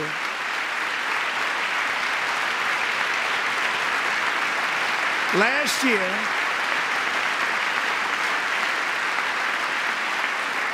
a brilliant 22-year-old nursing student named Laken Riley, the best in her class, admired by everybody, went out for a jog on the campus of the University of Georgia. That morning, Laken was viciously attacked, assaulted, beaten, brutalized, and horrifically murdered. Laken was stolen from us by a savage illegal alien gang member who was arrested while trespassing across Biden's open southern border and then set loose into the United States under the heartless policies of that failed administration. It was indeed a failed administration. He had then been arrested and released in a Democrat-run sanctuary city, a disaster, before ending the life of this beautiful young angel. With us this evening are Laken's beloved mother, Allison, and her sister, Lauren.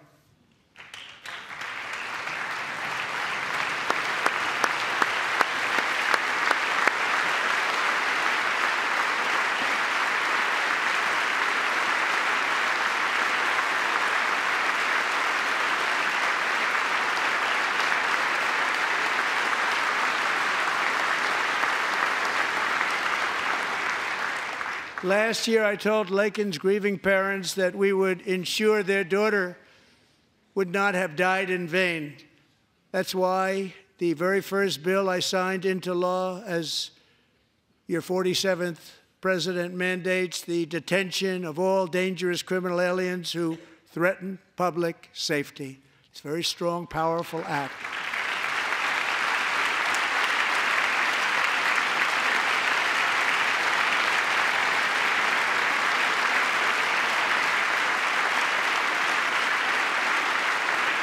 It's called the Laken-Riley Act.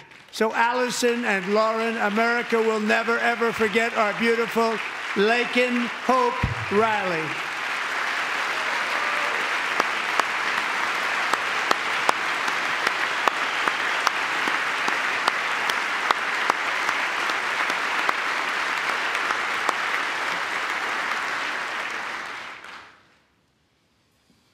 Thank you very much. Since taking office, my administration has launched the most sweeping border and immigration crackdown in American history, and we quickly achieved the lowest numbers of illegal border crossers ever recorded. Thank you.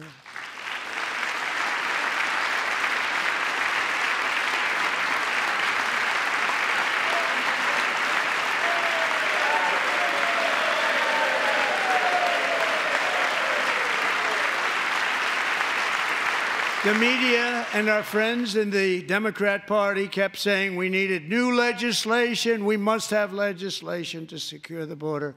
But it turned out that all we really needed was a new president.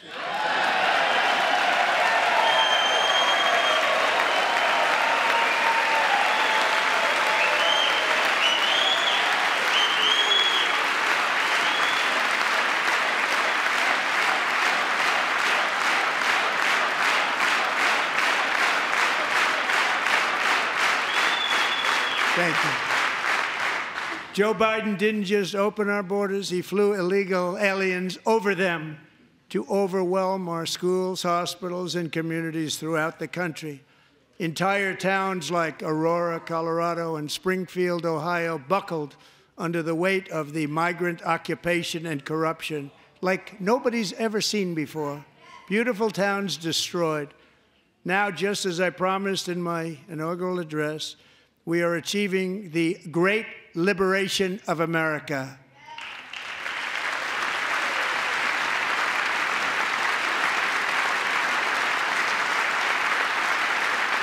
But there still is much work to be done. Here tonight is a woman I have gotten to know Alexis Nungari from Houston. Wonderful woman. Last June, Alexis's 12-year-old daughter, her precious Jocelyn, walked to a nearby convenience store. She was kidnapped, tied up, assaulted for 2 hours under a bridge, and horrifically murdered. Arrested and charged with this heinous crime are 2 illegal alien monsters from Venezuela, released into America by the last administration through their ridiculous open border. The death of this beautiful 12-year-old girl and the agony of her mother and family touched our entire nation greatly. Alexis, I promised that we would always remember your daughter, your magnificent daughter, and earlier tonight I signed an order keeping my word to you. One thing I have learned about Jocelyn is that she loved animals so much. She loved nature. Across Galveston Bay, from where Jocelyn lived in Houston, you will find a magnificent national wildlife refuge, a pristine, peaceful, 34,000-acre sanctuary for all of God's creatures on the edge of the Gulf of America. Alexis, moments ago, I formally renamed that refuge in loving memory of your beautiful daughter, Jocelyn. So, Mr. Vice President, if you would, may I have the order?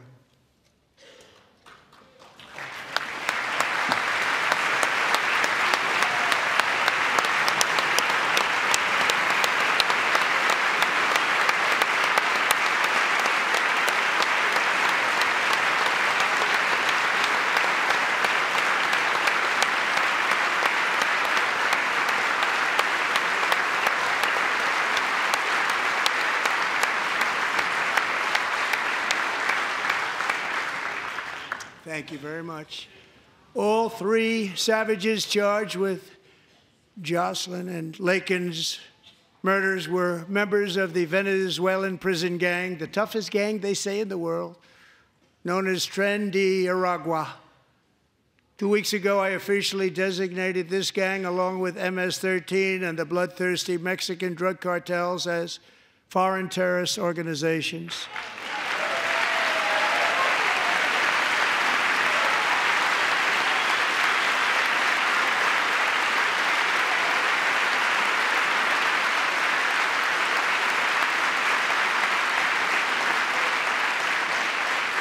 They are now officially in the same category as ISIS, and that's not good for them. Countless thousands of these terrorists were welcomed into the U.S. by the Biden administration. But now every last one will be rounded up and forcibly removed from our country, or, if they're too dangerous, put in jails, standing trial in this country, because we don't want them to come back ever. With us this evening is a warrior on the front lines of that battle, Border Patrol Agent Roberto Ortiz. Great guy.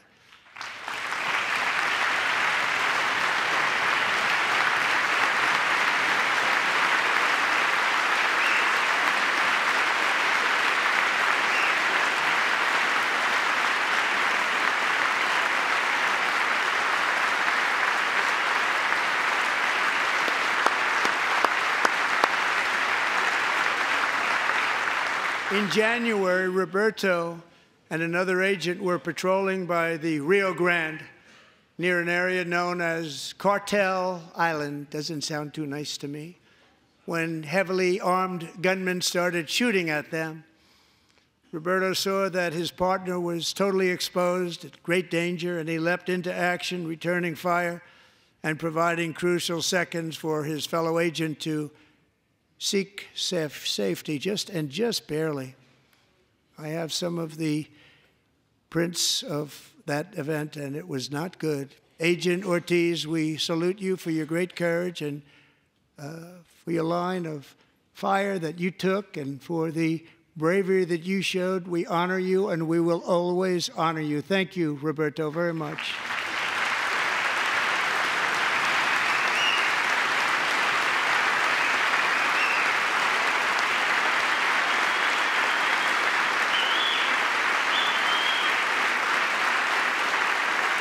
Thank you, Roberto. And I actually got to know him on my many calls to the border. He's a great, great gentleman. The territory to the immediate south of our border is now dominated entirely by criminal cartels that murder, rape, torture, and exercise total control. They have total control over a whole nation, posing a grave threat to our national security. The cartels are waging war on America, and it's time for America to wage war on the cartels, which we are doing.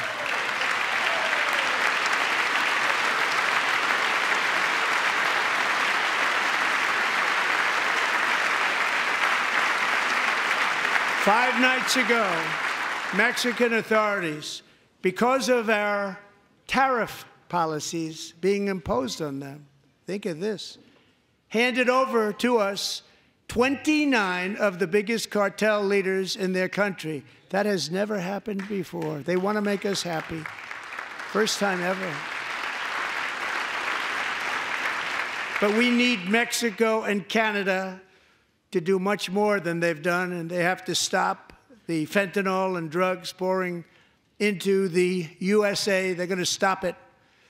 I have sent Congress a detailed funding request laying out exactly how we will eliminate these threats to protect our homeland and complete the largest deportation operation in American history, larger even than current record holder President Dwight D. Eisenhower, a moderate man, but someone who believed very strongly in borders.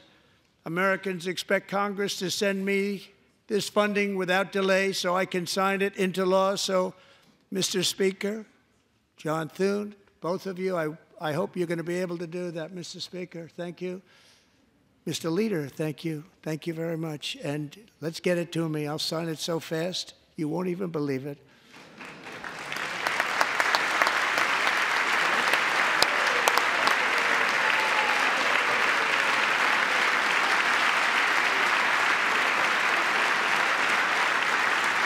And as we reclaim our sovereignty, we must also bring back law and order to our cities and towns.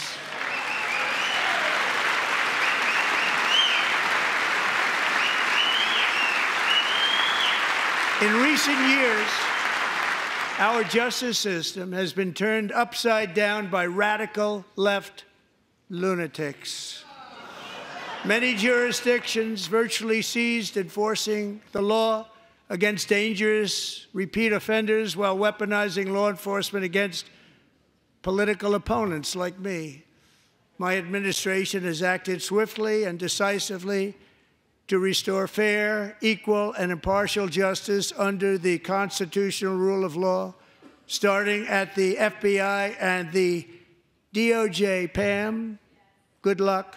Cash, wherever you may be, good luck. Good luck. Pam Bondi. Good luck. So important. Going to do a great job. Cash, thank you. Thank you, Cash.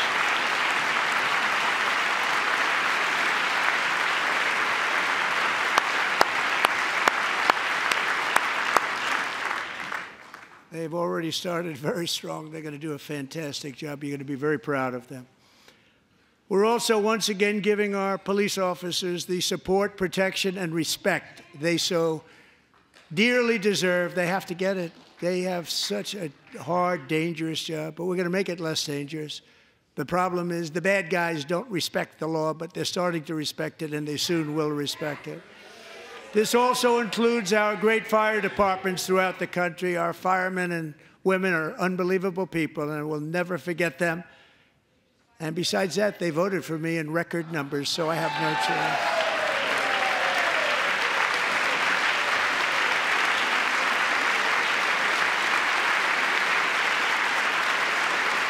1 year ago this month, 31-year-old New York police officer Jonathan Diller, unbelievably wonderful person and a great officer, was gunned down at a traffic stop on Long Island. I went to his funeral.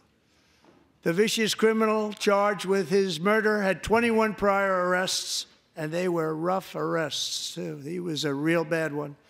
The thug in the seat next to him had 14 prior arrests, and went by the name of Killer. He was Killer. He killed other people, they say, a lot of them.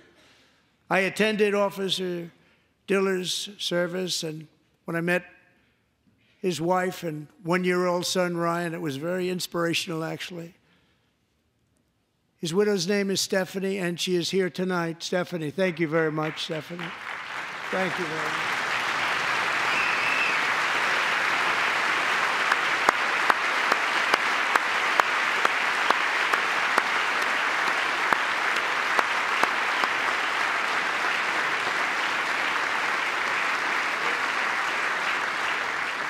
Stephanie, we're going to make sure that Ryan knows his dad was a true hero, New York's finest, and we're going to get these cold-blooded killers and repeat offenders off our streets, and we're going to do it fast.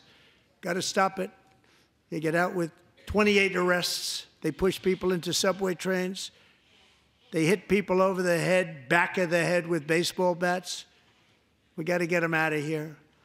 I've already signed an executive order requiring a mandatory death penalty for anyone who murders a police officer, and tonight I'm asking Congress to pass that policy into permanent law.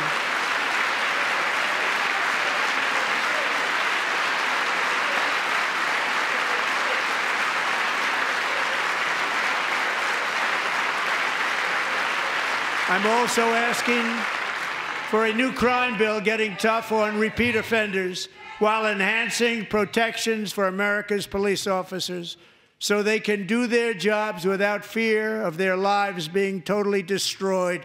They don't want to be killed. We're not going to let them be killed. Joining us in the gallery tonight is a young man who truly loves our police. His name is DJ Daniel. He is 13 years old, and he has always dreamed of becoming a police officer.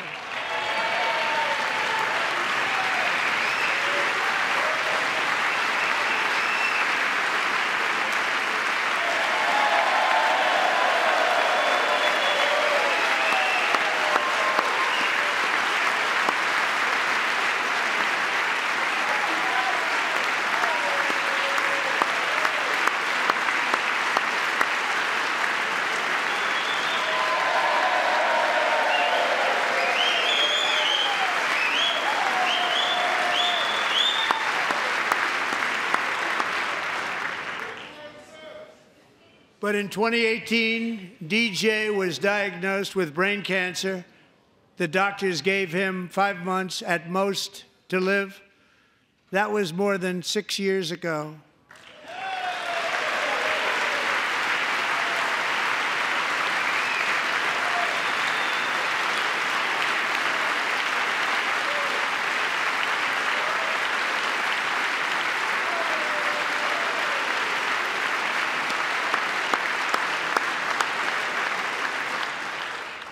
Since that time, DJ and his dad have been on a quest to make his dream come true, and DJ has been sworn in as an honorary law enforcement officer, actually a number of times. The police love him, the police departments love him. And tonight, DJ, we're going to do you the biggest honor of them all. I am asking our new Secret Service Director, Sean Curran, to officially make you an agent of the United States Secret Service.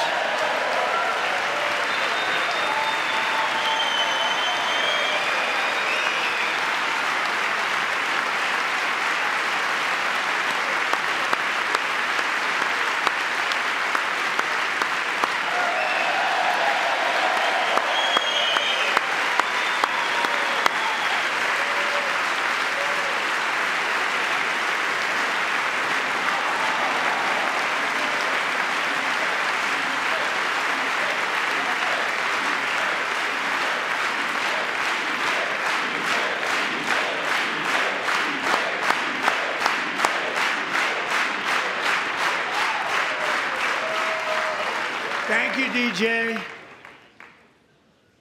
DJ's doctors believe his cancer likely came from a chemical he was exposed to when he was younger.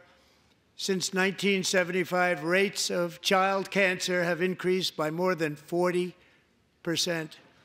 Reversing this trend is one of the top priorities for our new presidential commission to make America healthy again, chaired by our new Secretary of Health and Human Services, Robert F. Kennedy, Jr.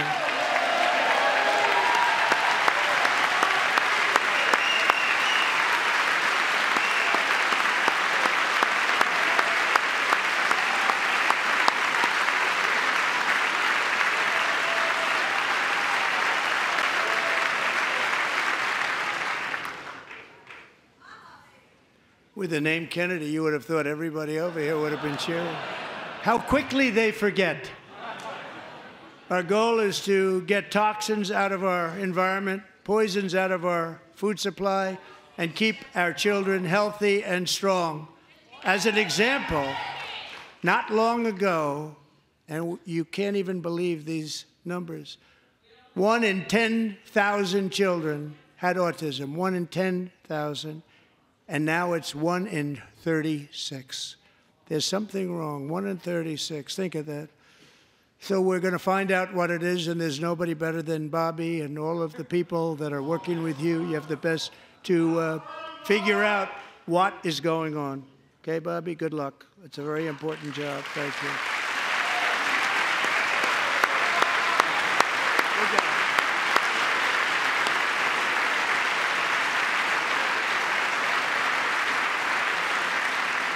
Thank you.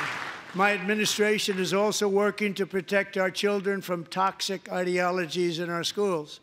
A few years ago, January, Littlejohn and her husband discovered that their daughter's school had secretly socially transitioned their 13-year-old little girl. Teachers and administrators conspired to deceive January and her husband while encouraging her daughter to use a new name and pronouns. They, them pronoun, actually, all without telling January, who is here tonight and is now a courageous advocate against this form of child abuse. January, thank you. Thank you. Thank you very much.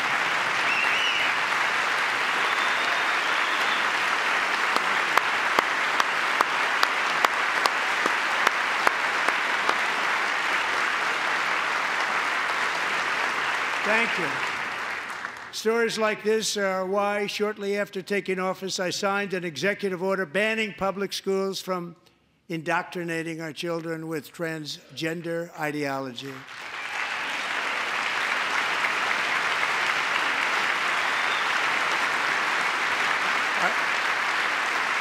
I also signed an order to cut off all taxpayer funding to any institution that engages in the sexual mutilation of our youth.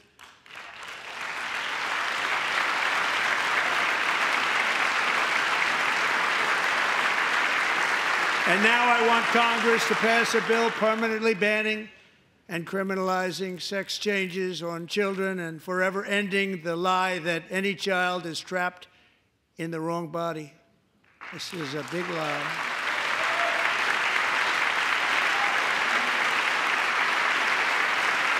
And our message to every child in America is that you are perfect exactly the way God made you.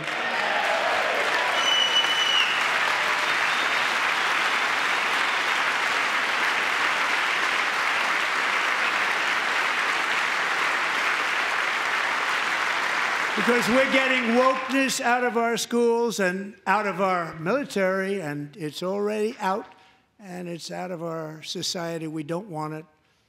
Wokeness is trouble. Wokeness is bad. It's gone. It's gone. And we feel so much better for it, don't we?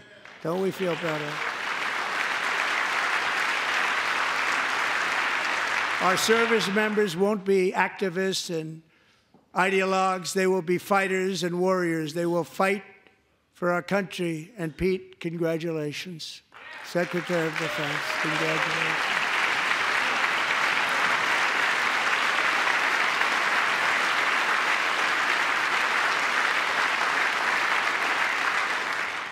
And he's not big into the woke movement, I can tell you. I know him well. I am pleased to report that in January, the U.S. Army had its single best recruiting month in 15 years, and that all armed services are having among the best recruiting results ever in the history of our services. What a difference.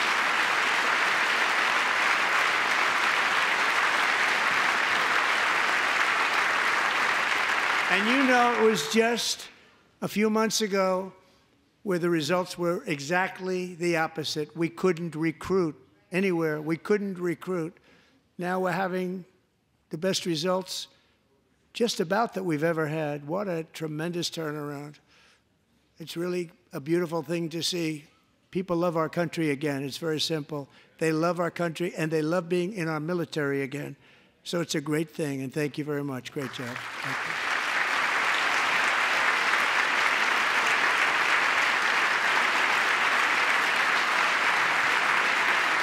We're joined tonight by a young man, Jason Hartley, who knows the weight of that call of duty. Jason's father, grandfather, and great-grandfather all wore the uniform.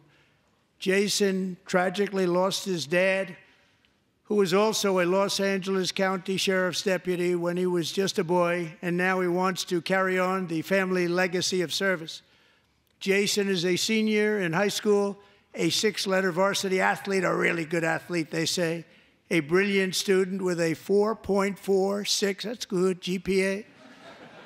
And his greatest dream is to attend the U.S. Military Academy at West Point.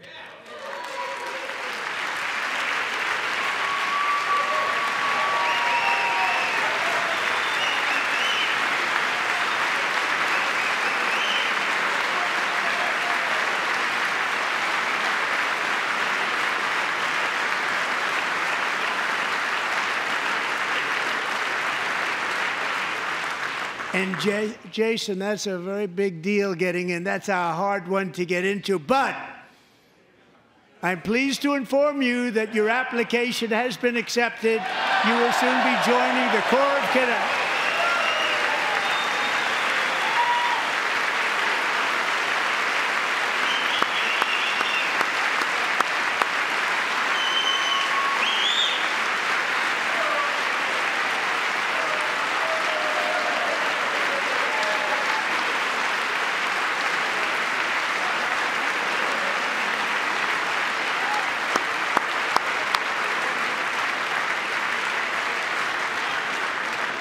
Thank you.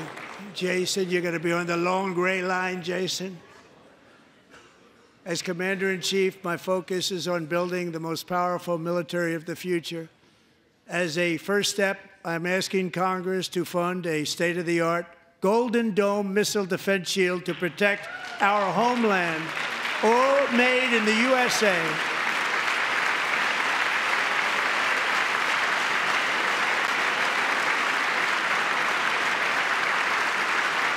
And Ronald Reagan wanted to do it long ago, but the technology just wasn't there, not even close. But now we have the technology. It's incredible, actually. And other places, they have it. Israel has it. Other places have it. And the United States should have it too, right, Tim, right? They should have it too. So I want to thank you. But it's a very, very important. This is a very dangerous world. We should have it. We want to be protected, and we're going to protect our citizens like never before. To boost our defense industrial base, we are also going to resurrect the American shipbuilding industry, including commercial shipbuilding and military shipbuilding.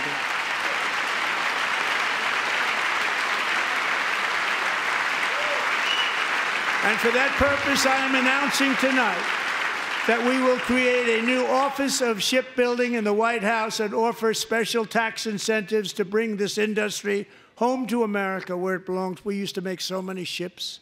We don't make them anymore very much, but we're going to make them very fast, very soon.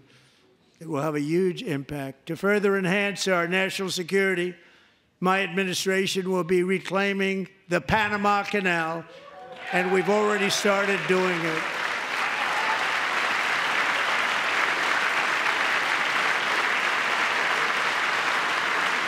Just today, a large American company announced they are buying both ports around the Panama Canal and lots of other things having to do with the Panama Canal and a couple of other canals. The Panama Canal was built by Americans for Americans, not for others, but others could use it. But it was built at tremendous cost of American blood and treasure. 38,000 workers died building the Panama Canal. They died of malaria. They died of snake bites and mosquitoes. Not a nice place to work.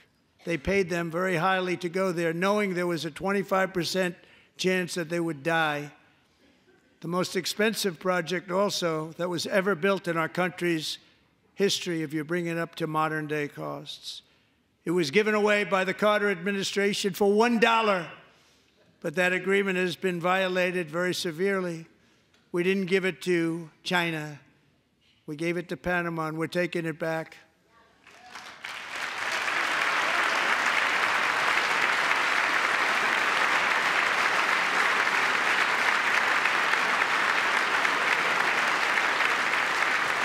And we have Marco Rubio in charge. Good luck, Marco. Now, we know who to blame if anything goes wrong. Marco's been amazing, and he's going to do a great job. Think of it. He got 100 votes. You know, he was approved with actually 99, but the 100th was this gentleman, and I feel very certain. So let's assume he got 100 votes. And I'm either very, very happy about that or I'm very concerned about it. But he's already proven. I mean, he's a great gentleman. He's respected by everybody, and we appreciate you voting for Marco. He's going to do a fantastic job. Thank you. Thank you. He's doing a great job. Great job. And I also have a message tonight for the incredible people of Greenland. We strongly support your right to determine your own future. And if you choose, we welcome you into the United States of America. We need Greenland for national security and even international security, and we're working with everybody involved to try and get it. But we need it really for international world security, and I think we're going to get it. One way or the other, we're going to get it. We will keep you safe. We will make you rich, and together we will take Greenland to heights like you have never thought possible before. It's a very small population, but very, very large piece of land and very, very important for military security. America is once again standing strong against the forces of radical Islamic terrorism. 3.5 years ago, ISIS terrorists killed 13 American service members and countless others in the Abbey Gate bombing during the disastrous and incompetent withdrawal from Afghanistan. Not that they were withdrawing, it was the way they withdrew. Perhaps the most embarrassing moment in the history of our country. Tonight, I am pleased to announce that we have just apprehended the top terrorist responsible for that atrocity, and he is right now on his way here to face the swift sword of American justice.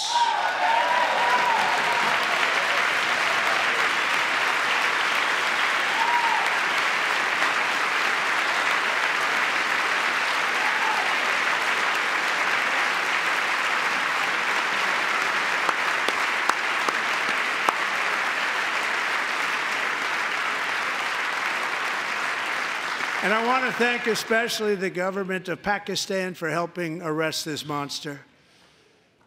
This was a very momentous day for those 13 families who I actually got to know very well, most of them, whose children were murdered, and the many people that were so badly, over 42 people, so badly injured on that fateful day in Afghanistan. What a horrible day.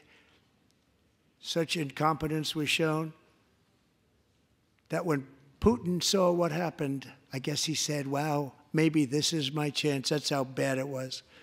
Should have never happened. Grossly incompetent people.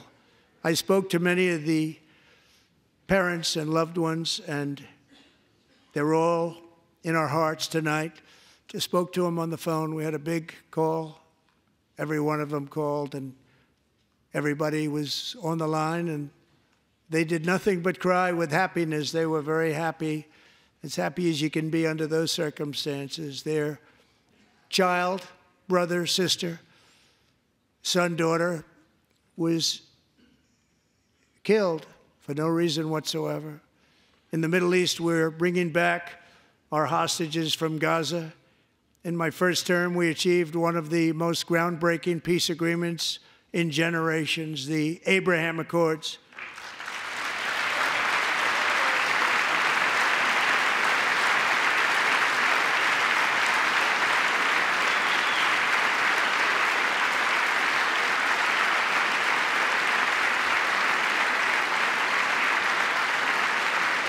And now we're going to build on that foundation to create a more peaceful and prosperous future for the entire region. A lot of things are happening in the Middle East. People have been talking about that so much lately with everything going on with Ukraine and Russia.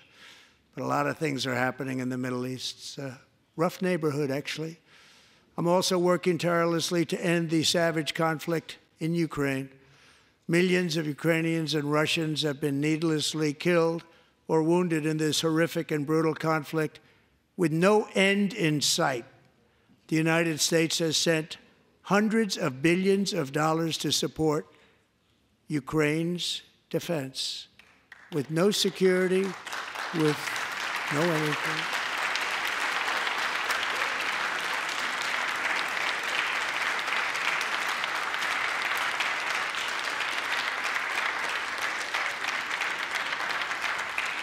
Do you want to keep it going for another 5 years? Yeah, you would say Pocahontas says yes.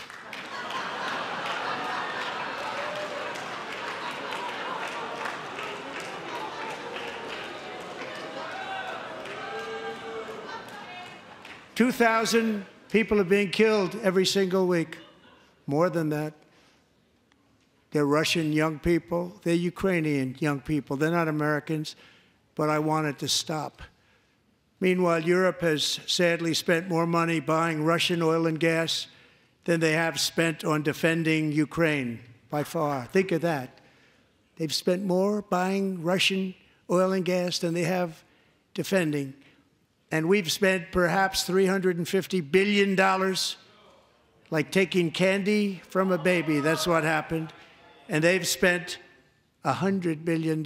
What a difference that is. And we have an ocean separating us, and they don't. But we're getting along very well with them, and lots of good things are happening.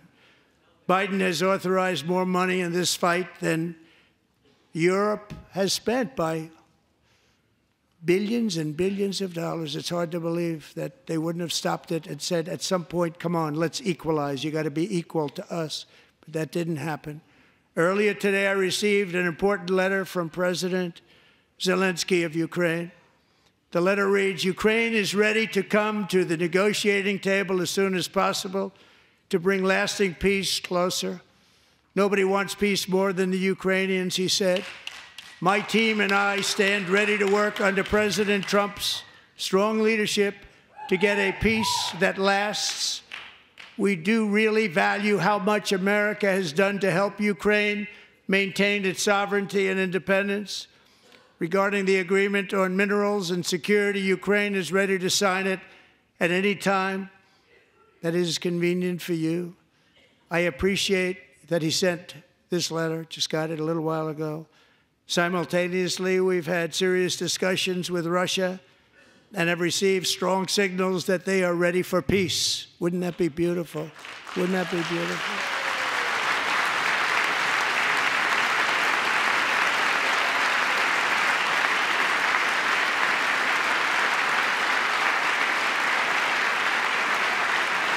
Wouldn't that be beautiful?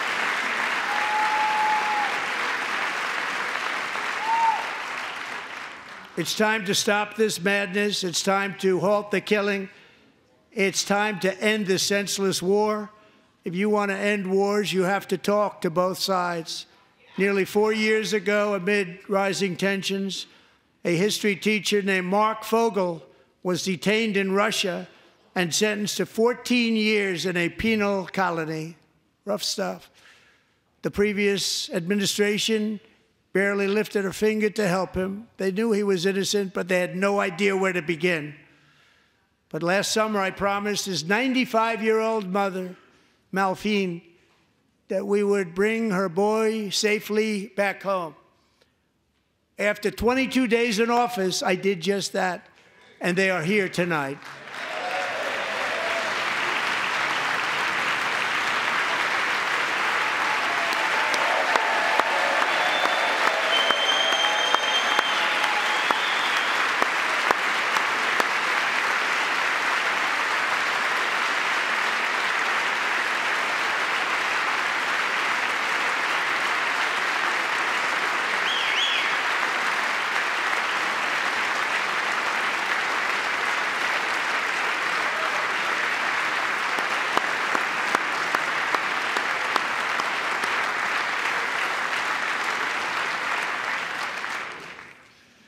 To Mark and his great mom, we are delighted to have you safe and sound and with us.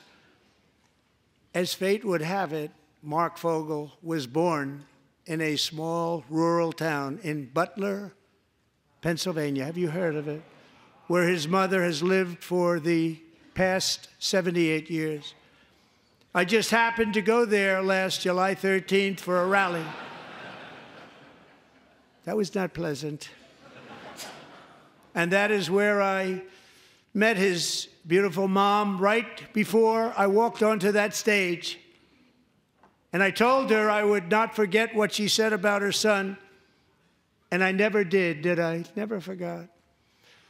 Less than 10 minutes later, at that same rally, gunfire rang out, and a sick and deranged assassin unloaded 8 bullets from his sniper's perch into a crowd of many thousands of people.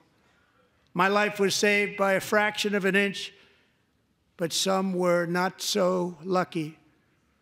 Corey Comparator was a firefighter, a veteran, a Christian, a husband, a devoted father, and above all, a protector. When the sound of gunshots pierced the air, it was a horrible sound. Corey knew instantly what it was and what to do.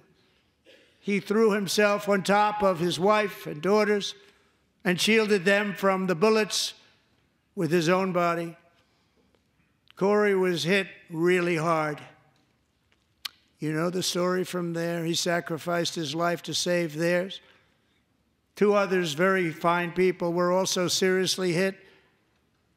But thankfully, with the help of 2 great country doctors, we thought they were gone, and they were saved. So those doctors had great talent. We're joined by Corey's wife, Helen, who was his high school sweetheart, and their 2 beloved daughters, Allison and Kaylee. Thank you.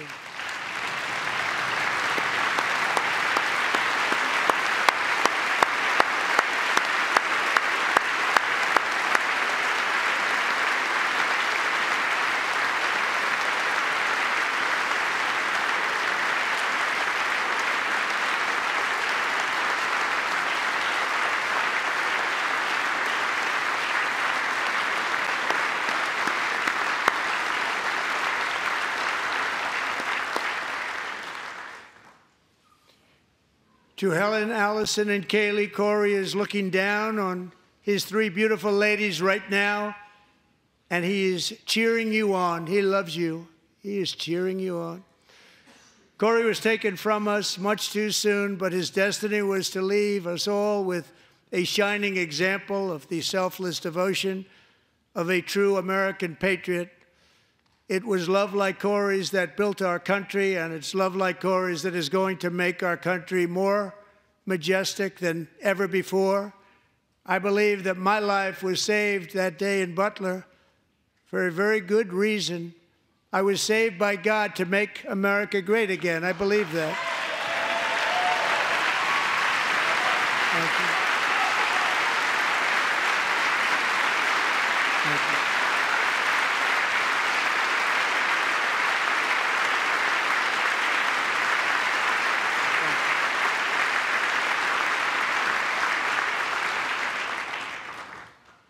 Thank you very much. From the patriots of Lexington and Concord to the heroes of Gettysburg and Normandy, from the warriors who crossed the Delaware to the trailblazers who climbed the Rockies, and from the legends who soared at Kitty Hawk, to the astronauts who touched the moon. Americans have always been the people who defied all odds, transcended all dangers, made the most extraordinary sacrifices, and did whatever it took to defend our children, our country, and our freedom.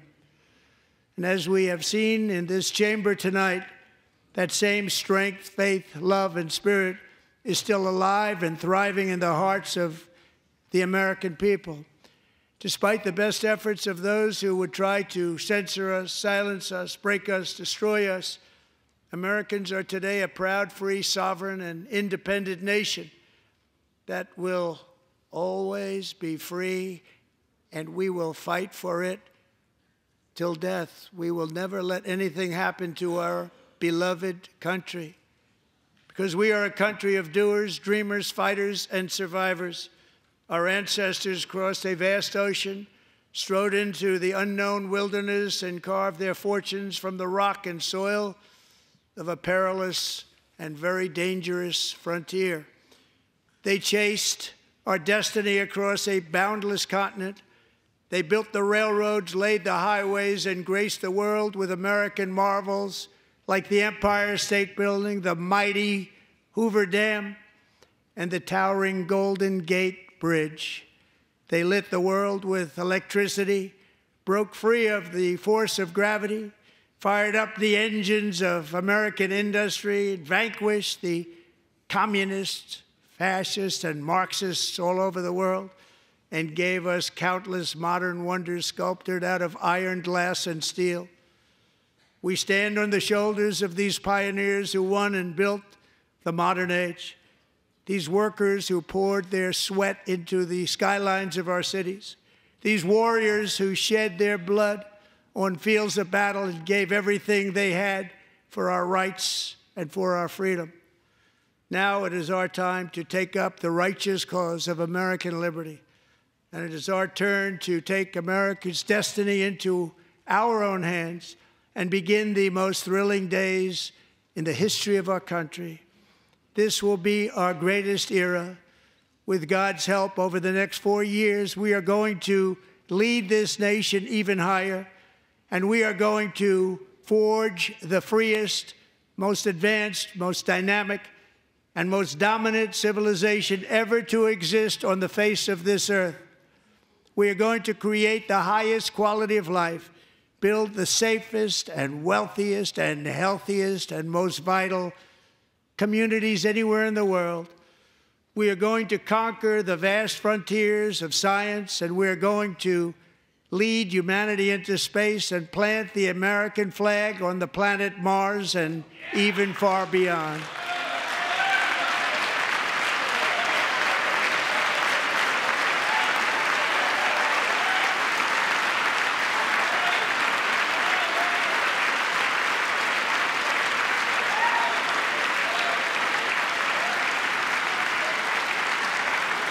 And through it all, we are going to rediscover the unstoppable power of the American spirit. And we are going to renew unlimited promise of the American dream.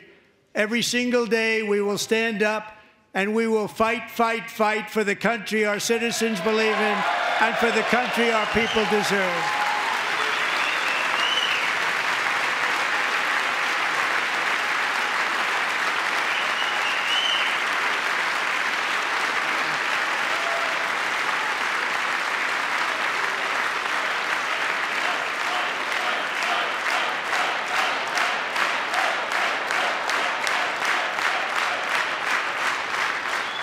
My fellow Americans, get ready for an incredible future, because the golden age of America has only just begun. It will be like nothing that has ever been seen before. Thank you, God bless you, and God bless America.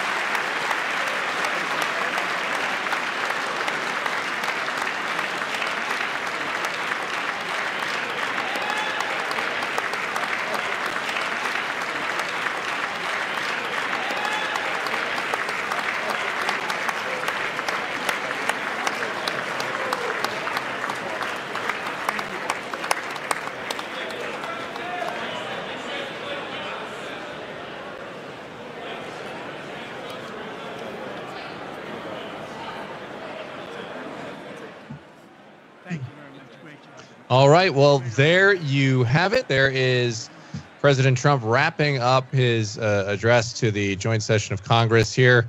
Dan Andros here, joined still by David Brody and Kelly Wright. Gentlemen, I mean, a lot to cover here. This speech covered a wide range of topics. I mean, just running the gamut. And we've got the Democratic response with Alyssa Slotkin, a first-term senator from Michigan, coming up. We'll take that when she goes live here. But David, let's start. Highlights for you.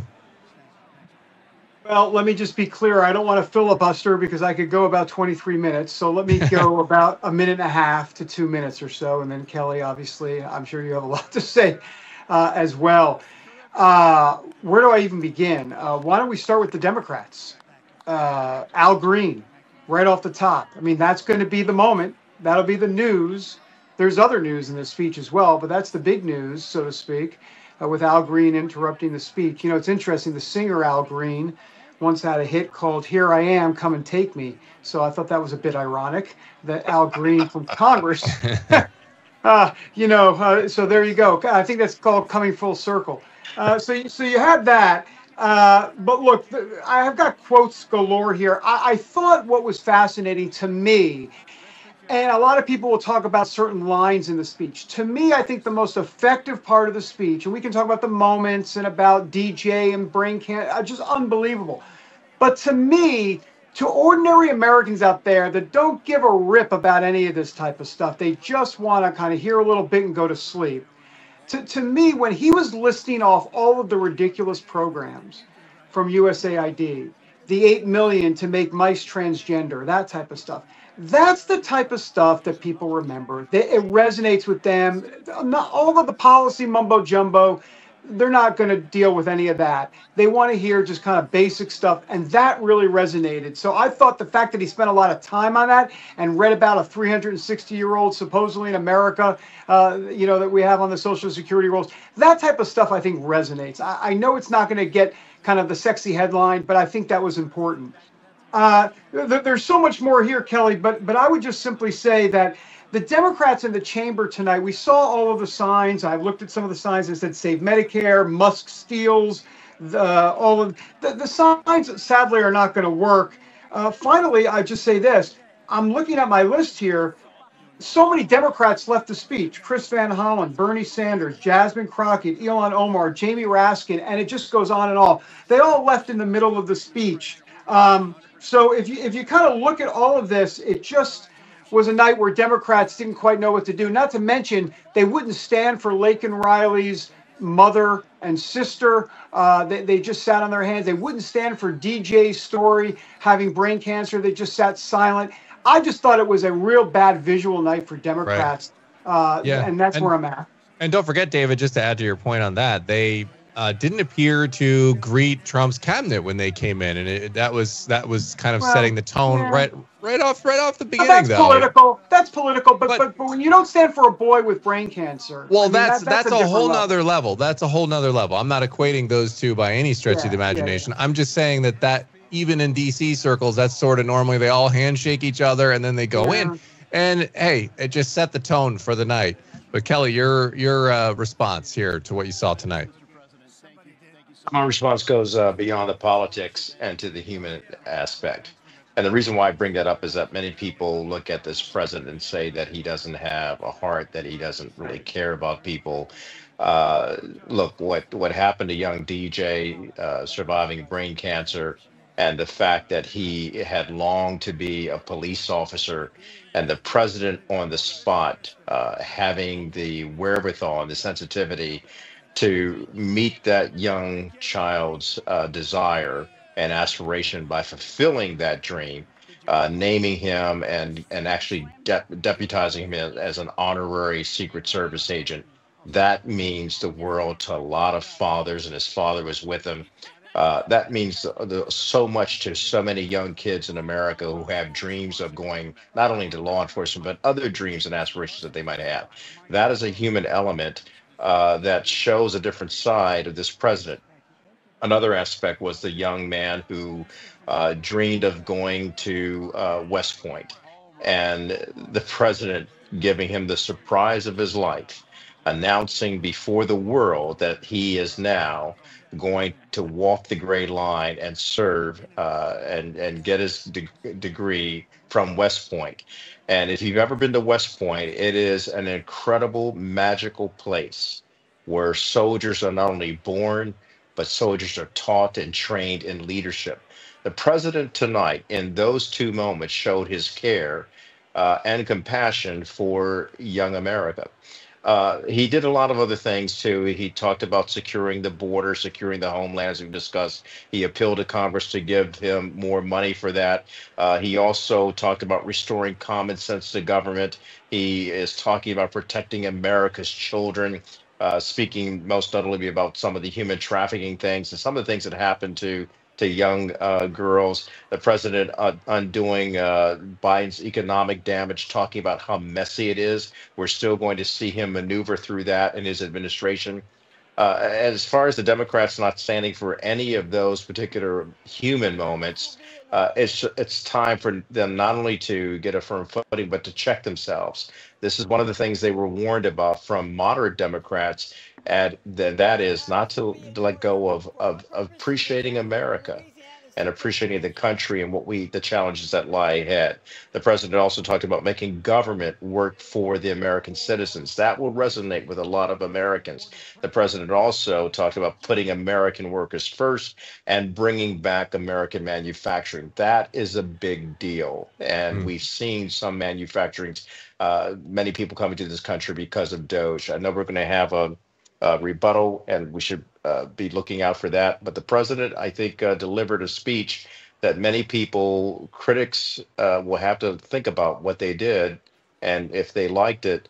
But supporters, he made America feel good about itself. Well, and yeah, and a couple other things I want to add too that stood out to me as well. I thought one particularly powerful section, and it popped up in a few different points, but on the transgender issue. Basically speaking out, I have the quote here. He said, "I want Congress to pass a bill permanently banning and criminalizing sex changes on children and forever ending the lie that any child is trapped in the wrong body. This is a big lie. Our message to every child in America is you are perfect exactly the way God made you." And he also went on to say that there are only two genders, male and female. And of course, not a single Democrat got up to agree with that one. And he honored Peyton McNabb, who was beat up and injured by a man pretending essentially to be a woman there. And, obviously they would disagree with the wording on that. But point being here is that Trump this is something that is very entrenched for Democrats, this issue, and going in on that. And so that was, a big deal for him, I think, on the cultural front to lay that down. I mean, you had it getting to the point now where I'm pretty sure TSA, I think, if I'm not mistaken, was getting to the point where they were going to accept all these different genders on passports and things. And, that's when you're really starting to mix this in and not just, kindness to somebody who's struggling on that issue. It's getting into where everyone else now has to, navigate this in official capacities. And so Trump is clearly trying to reverse that. So that was one issue that stood out to me. Well, and he spent a lot of time on it too, quite a bit of time, which should speak volumes. Let me quickly get in some news that kind of came out in the speech. He said, quote, we're going to balance the federal budget. Well, good luck with that, but he said it. And so we'll see if that actually happens. He talked about the gold, what does he call it? The gold plan, whatever it is, the EB-5 visas and all of that. He did make some news, I think on Greenland. He said, we're going to get Greenland one way or another. I thought that was interesting. He also made news on Panama, saying, in essence, that an American consortium, BlackRock included, is going to basically take control of the two main ports at both ends of the Panama Canal. I thought that was new or newish. And of course, the terrorist that took part in the Abbey Gate in Afghanistan coming out. Yeah, very big deal right there. Yeah, very big deal, David. And we've got about a minute before we hear from Michigan Senator Alyssa Slotkin. But real quickly, he also made news again on Ukraine, even though we knew it going in.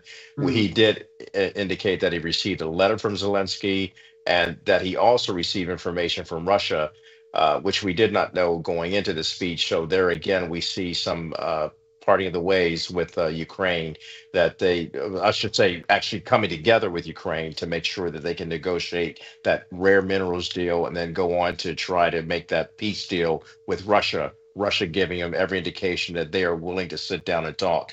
That's something that no one expected. All right, we are going to head over to the Democratic response now from Melissa Slotkin, the first-term senator from Michigan. And she will be giving a response to all this right now. So we'll take a look at that. Hi, everyone. I'm Melissa Slotkin. I'm honored to have the opportunity to speak tonight. It's late, so I promise to be a lot shorter than what you just watched. I won't take it personally if you've never heard of me. I'm the new senator from the great state of Michigan, where I grew up. I've been in public service my entire life because I happened to be in New York City on 9/11 when the Twin Towers came down. Before the smoke cleared, I knew I wanted to make a life in national security. I was recruited by the CIA and did 3 tours in Iraq alongside the military. In between, I worked at the White House under President Bush and President Obama, 2 very different leaders who both believed that America is exceptional. You can find that same sense of patriotism here in Wyandotte, Michigan, where I'm speaking from tonight. It's a working-class town just south of Detroit. President Trump and I both won here in November. It might not seem like it, but plenty of places like this still exist across the United States. Places where people believe that if you work hard and play by the rules, you should do well and your kids should do better. It reminds me of how I grew up. My dad was a lifelong Republican, my mom a lifelong Democrat. But it was never a big deal because we had shared values that were bigger than any one party. We just went through another fraught election season. Americans made it clear that prices are too high and that the government needs to be more responsive to their needs. America wants change, but there's a responsible way to make change and a reckless way. And we can make that change without forgetting who we are as a country and as a democracy. So that's what I'm going to lay out tonight. Because whether you're from Wyandotte or Wichita, most Americans share 3 core beliefs: that the middle class is the engine of our country, that strong national security protects us from harm, and that our democracy, no matter how messy, is unparalleled and worth fighting for. Let's start with the economy. Michigan literally invented the middle class, the revolutionary idea that you could work at an auto plant and afford the car you were building. That's the American dream. And in order to expand and protect the middle class, we have to do a few basic things. We need to bring down the price of things we spend the most money on: groceries, housing, healthcare. We need to make more things in America with good-paying union jobs and bring our supply chains back home from places like China. We need to give American businesses the certainty they need to invest and create the jobs of the future. And we need a tax system that's fair for people who don't happen to make $1 billion. Look, the president talked a big game on the economy, but it's always important to read the fine print. So, do his plans actually help Americans get ahead? Not even close. President Trump is trying to deliver an unprecedented giveaway to his billionaire friends. He's on the hunt to find trillions of dollars to pass along to the wealthiest in America. And to do that, he's going to make you pay in every part of your life. Grocery and home prices are going up, not down, and he hasn't laid out a credible plan to deal with either of those. His tariffs on allies like Canada will raise prices on energy, lumber, and cars, and start a trade war that will hurt manufacturing and farmers. Your premiums and prescriptions will cost more because the math on his proposals doesn't work without going after your health care. Meanwhile, for those keeping score, the national debt is going up, not down. And if he's not careful, he could walk us right into a recession. And one more thing. In order to pay for his plan, he could very well come after your retirement, the Social Security, Medicare, and VA benefits you worked your whole life to earn. The president claims he won't, but Elon Musk just called Social Security the biggest Ponzi scheme of all time. While we're on the subject of Elon Musk, is there anyone in America who is comfortable with him and his gang of 20-year-olds using their own computer servers to poke through your tax returns, your health information, and your bank accounts? No oversight, no protections against cyber attack, no guardrails on what they do with your private data. We need a more efficient government. You want to cut waste? I'll help you do it. But change doesn't need to be chaotic or make us less safe. The mindless firing of people who work to protect our nuclear weapons, keep our planes from crashing, and conduct the research that finds the cure for cancer, only to rehire them 2 days later, no CEO in America could do that without being summarily fired. Okay, so we've talked about economic security. How about national security? Let's start with the border. As someone who spent my whole career protecting our homeland, every country deserves to know who and what is coming across its border. Period. Democrats and Republicans should all be for that. But securing the border without actually fixing our broken immigration system is dealing with the symptom and not the disease. America is a nation of immigrants. We need a functional system keyed to the needs of our economy that allows vetted people to come and work here legally. So I look forward to the president's plan on that. Because here's the thing. Today's world is deeply interconnected. Migration, cyber threats, AI, environmental destruction, terrorism. One nation cannot face these issues alone. We need friends in all corners, and our safety depends on it. President Trump loves to say peace through strength. That's actually a line he stole from Ronald Reagan. But let me tell you, after the spectacle that just took place in the Oval Office last week, Reagan must be rolling in his grave. We all want an end to the war in Ukraine, but Reagan understood that true strength required America to combine our military and economic might with moral clarity. And that scene in the Oval Office wasn't just a bad episode of reality TV. It summed up Trump's whole approach to the world. He believes in cozying up to dictators like Vladimir Putin and kicking our friends like the Canadians in the teeth.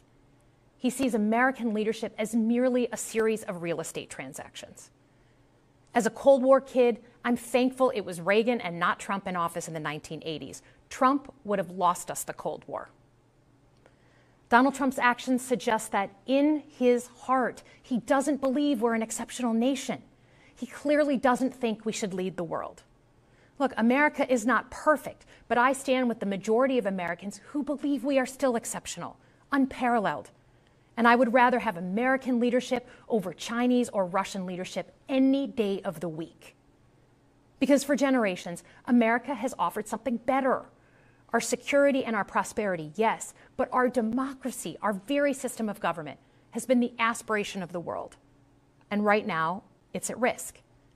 It's at risk when the president decides you can pick and choose what rules you want to follow, when he ignores court orders and the Constitution itself, or when elected leaders stand by and just let it happen.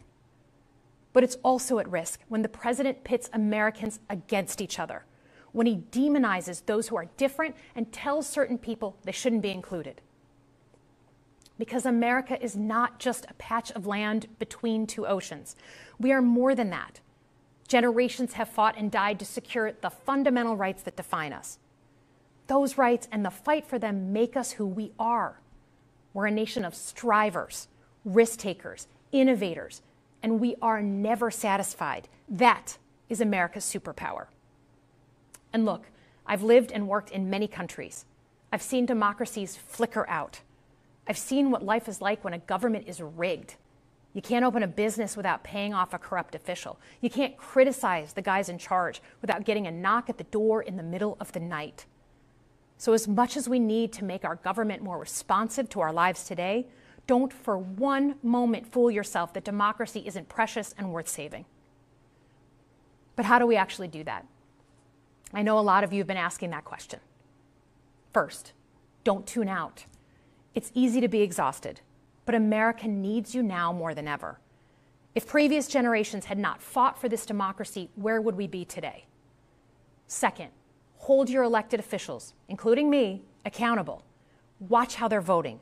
Go to town halls and demand they take action. That's as American as apple pie. Third, organize. Pick just one issue you're passionate about and engage. And doom scrolling doesn't count. Join a group that cares about your issue and act. And if you can't find one, start one. Some of the most important movements in our history have come from the bottom up. In closing, we all know that our country is going through something right now. We're not sure what the next day is going to hold, let alone the next decade. But this isn't the first time we've experienced significant and tumultuous change as a country. I'm a student of history, and we've gone through periods of political instability before. And ultimately, we've chosen to keep changing this country for the better. But every single time, we've only gotten through those moments because of two things: engaged citizens and principled leaders. Engaged citizens who do a little bit more than they're used to doing to fight for the things that they care about, and principled leaders who are ready to receive the ball and do something about it. So thank you tonight for caring about your country. Just by watching, you qualify as engaged citizens. And I promise that I and my fellow Democrats will do everything in our power to be the principled leaders that you deserve. Good night, everyone. All right, there you have it from first-term Senator from Michigan, Alyssa Slotkin, the Democratic response there. Interesting insights, because you kind of get a sense for what Democrats are going to do as far as narrative and perhaps their talking points going forward, and how they'll respond to the things going on in the Trump administration right now, because the midterms are going to be a big deal, right? So you know that they're aiming at that. And so perhaps you get a little bit of a flavor for what they might do. Guys, your response to that? David, I'll start with you. Or Kelly, whoever's ready, go for it. Kelly, please feel free. I think Alyssa Slotkin brings a new voice to the Democrat Party. She's a new face. Based on what she stated, she will likely be a rising star within the Democrat Party. She came off with a more centrist type of approach. Her criticism against President Donald Trump is understandable from a Democrat point of view in terms of what she was expressing. But she also talked about the goodness of America. She talked about the fact that people have to become engaged. I'm only paraphrasing her here. She talked about service to her country. We didn't see that on the floor tonight. We didn't see Democrats trying to cross the aisle. I think one of the problems we have in America, whether it's Alyssa Slotkin, who's telling people to become more engaged and become more morally aware, whether it's Republican or Democrat, one of the problems, the fundamental problems we have in this country and moving this country forward, even under President Donald Trump and the Republicans, who 77 million people voted overwhelmingly for this president. They were Republicans, Democrats, and independents. We still have a problem of us and them, left and right. And to her point, when she has seen democracy fail, it's because the us and them got in the way of you and I and we becoming one nation under God, indivisible, with liberty and justice for all. Having covered the war in Iraq and other war-torn areas, I can tell you it is not a pleasant picture to see people in arms against each other. And I think the message from the Democrats tonight, as well as the message from President Trump, if we can find a consensus in there, would be that from what she said and from what I heard from President Trump, there is room for negotiating peace amongst Republicans and Democrats. And that will help spur a golden era of America. Such a great point and eloquent in it all, Kelly. I will say a couple of things. First of all, from a stylistic standpoint, she was excellent. She's very, very good. She wasn't Katie Britt. Sorry, Katie Britt, but if you know what I'm trying to say, I'm sorry. I'm trying to be nice. So that's number one. Number two, I noticed at least 3 or 4 references to Ronald Reagan. That was obviously done on purpose, and that kind of harkens back to where the Democrats believe the Republican Party was actually relatively sane, even though back in the day, I remember that Reagan being made fun of left and right. So we'll take that with a grain of salt. But look, and one last part about Slotkin. She talked about Trump and his billionaire friends. Look, that's not going to play today. That's old playbook stuff. The Trump and his billionaire friends. Yeah, he's got a lot of billionaire friends. And you know what? The blue collar workers of America overall love him. He's a billionaire who speaks like a cab driver, and it's a skill that he has and he alone has. And that's what trips up the Democrats. If they go back to the old school playbook of let's go back to getting those blue-collar Democrats in the heartland.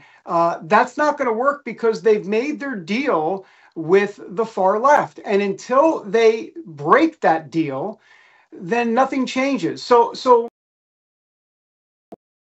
point, Kelly, in terms of kind of a look forward for the Democrats, that's the key for them. A better Democrat Party is better for America. Yeah. Well, and the way that has to happen is the Democrats have to think about this long and hard and go, have we gone too far left? And I think most people in the audience would say, well, that's a rhetorical question. Of course they have. And because they've gone too far left, therefore, they've left the middle as a vacuum, as an area that Trump has capitalized on.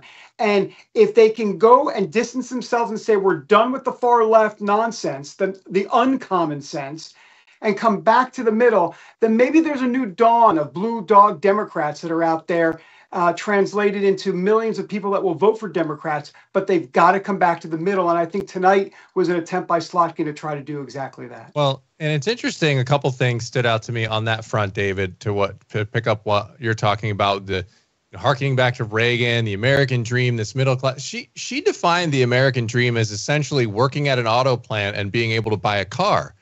Now, when you look at Elon Musk, she also denigrated Elon Musk and his gang of 20-year-olds. Now, Sure. I don't know if you guys remember the viral video of all the engineers at SpaceX. All these young people looking like in their 20s or 30s and just super. I mean, they're doing incredible things there. So these are not just Spicoli 20-year-olds that he's just pulling off the street. I mean, these are very smart people. And I think that those people, those young people, have a much higher ideal and a much higher vision today with all of the opportunity out there with the advancement of AI. I mean, this should be an exciting time to think about incredible places you can go with that. And Elon Musk sort of embodies that with what he's doing on the technology. And I think people are inspired by that.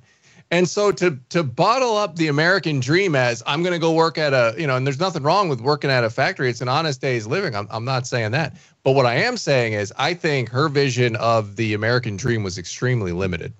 Yeah, good point. Again, keep in mind, she was talking to American working class voters.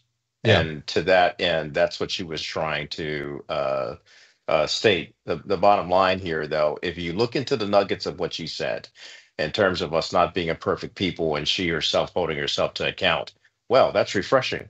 I think if every politician would hold themselves to account to the American people, we could have that ideal of being able to sit down at a table of brotherhood, left and right, Republican and Democrats, sitting down with the President of the United States, coming together with a consensus on how we govern more effectively to build a stronger country, make it better, make it greater, and create a more perfect union. That takes work from both sides of the aisle. So rather than to say that she denigrated, I would say that she is fair in giving her criticism and her assessment and her opinion of Elon Musk and Doge, as well as the President of the United States, just as the President has done as well. If we approach this in a fair and balanced way and realize that common sense and faith in God must rule the day, then we can have that moment where we can actually sit down and find a way to find the common good for everyone in this country. And that is something we must not give up.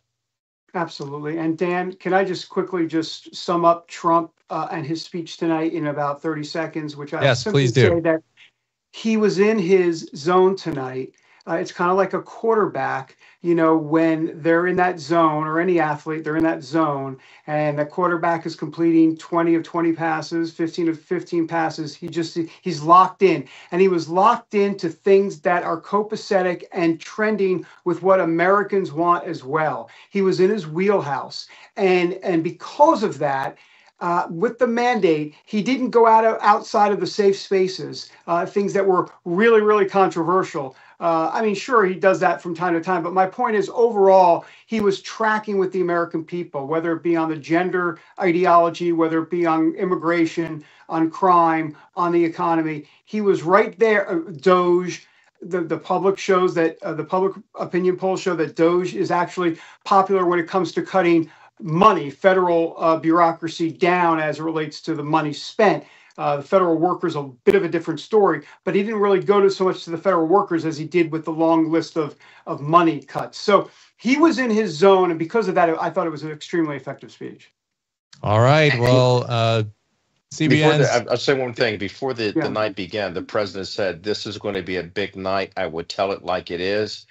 Promises made, promises kept. The president, for a big night, told it like it is and like it was. All right, there you go. CBN's Kelly Wright, CBN's David Brody. Gentlemen, thanks so much for being here to witness this speech here tonight and break it all down. And appreciate you guys being here. Appreciate your analysis. Also appreciate everyone who joined us in the chat on YouTube and wherever else you are watching this feed. Greatly appreciate it. Make sure you're heading on over to cbnnews.com for more news from a Christian perspective. God bless you all, and have a good rest of your evening and rest of your week. We'll see you next time.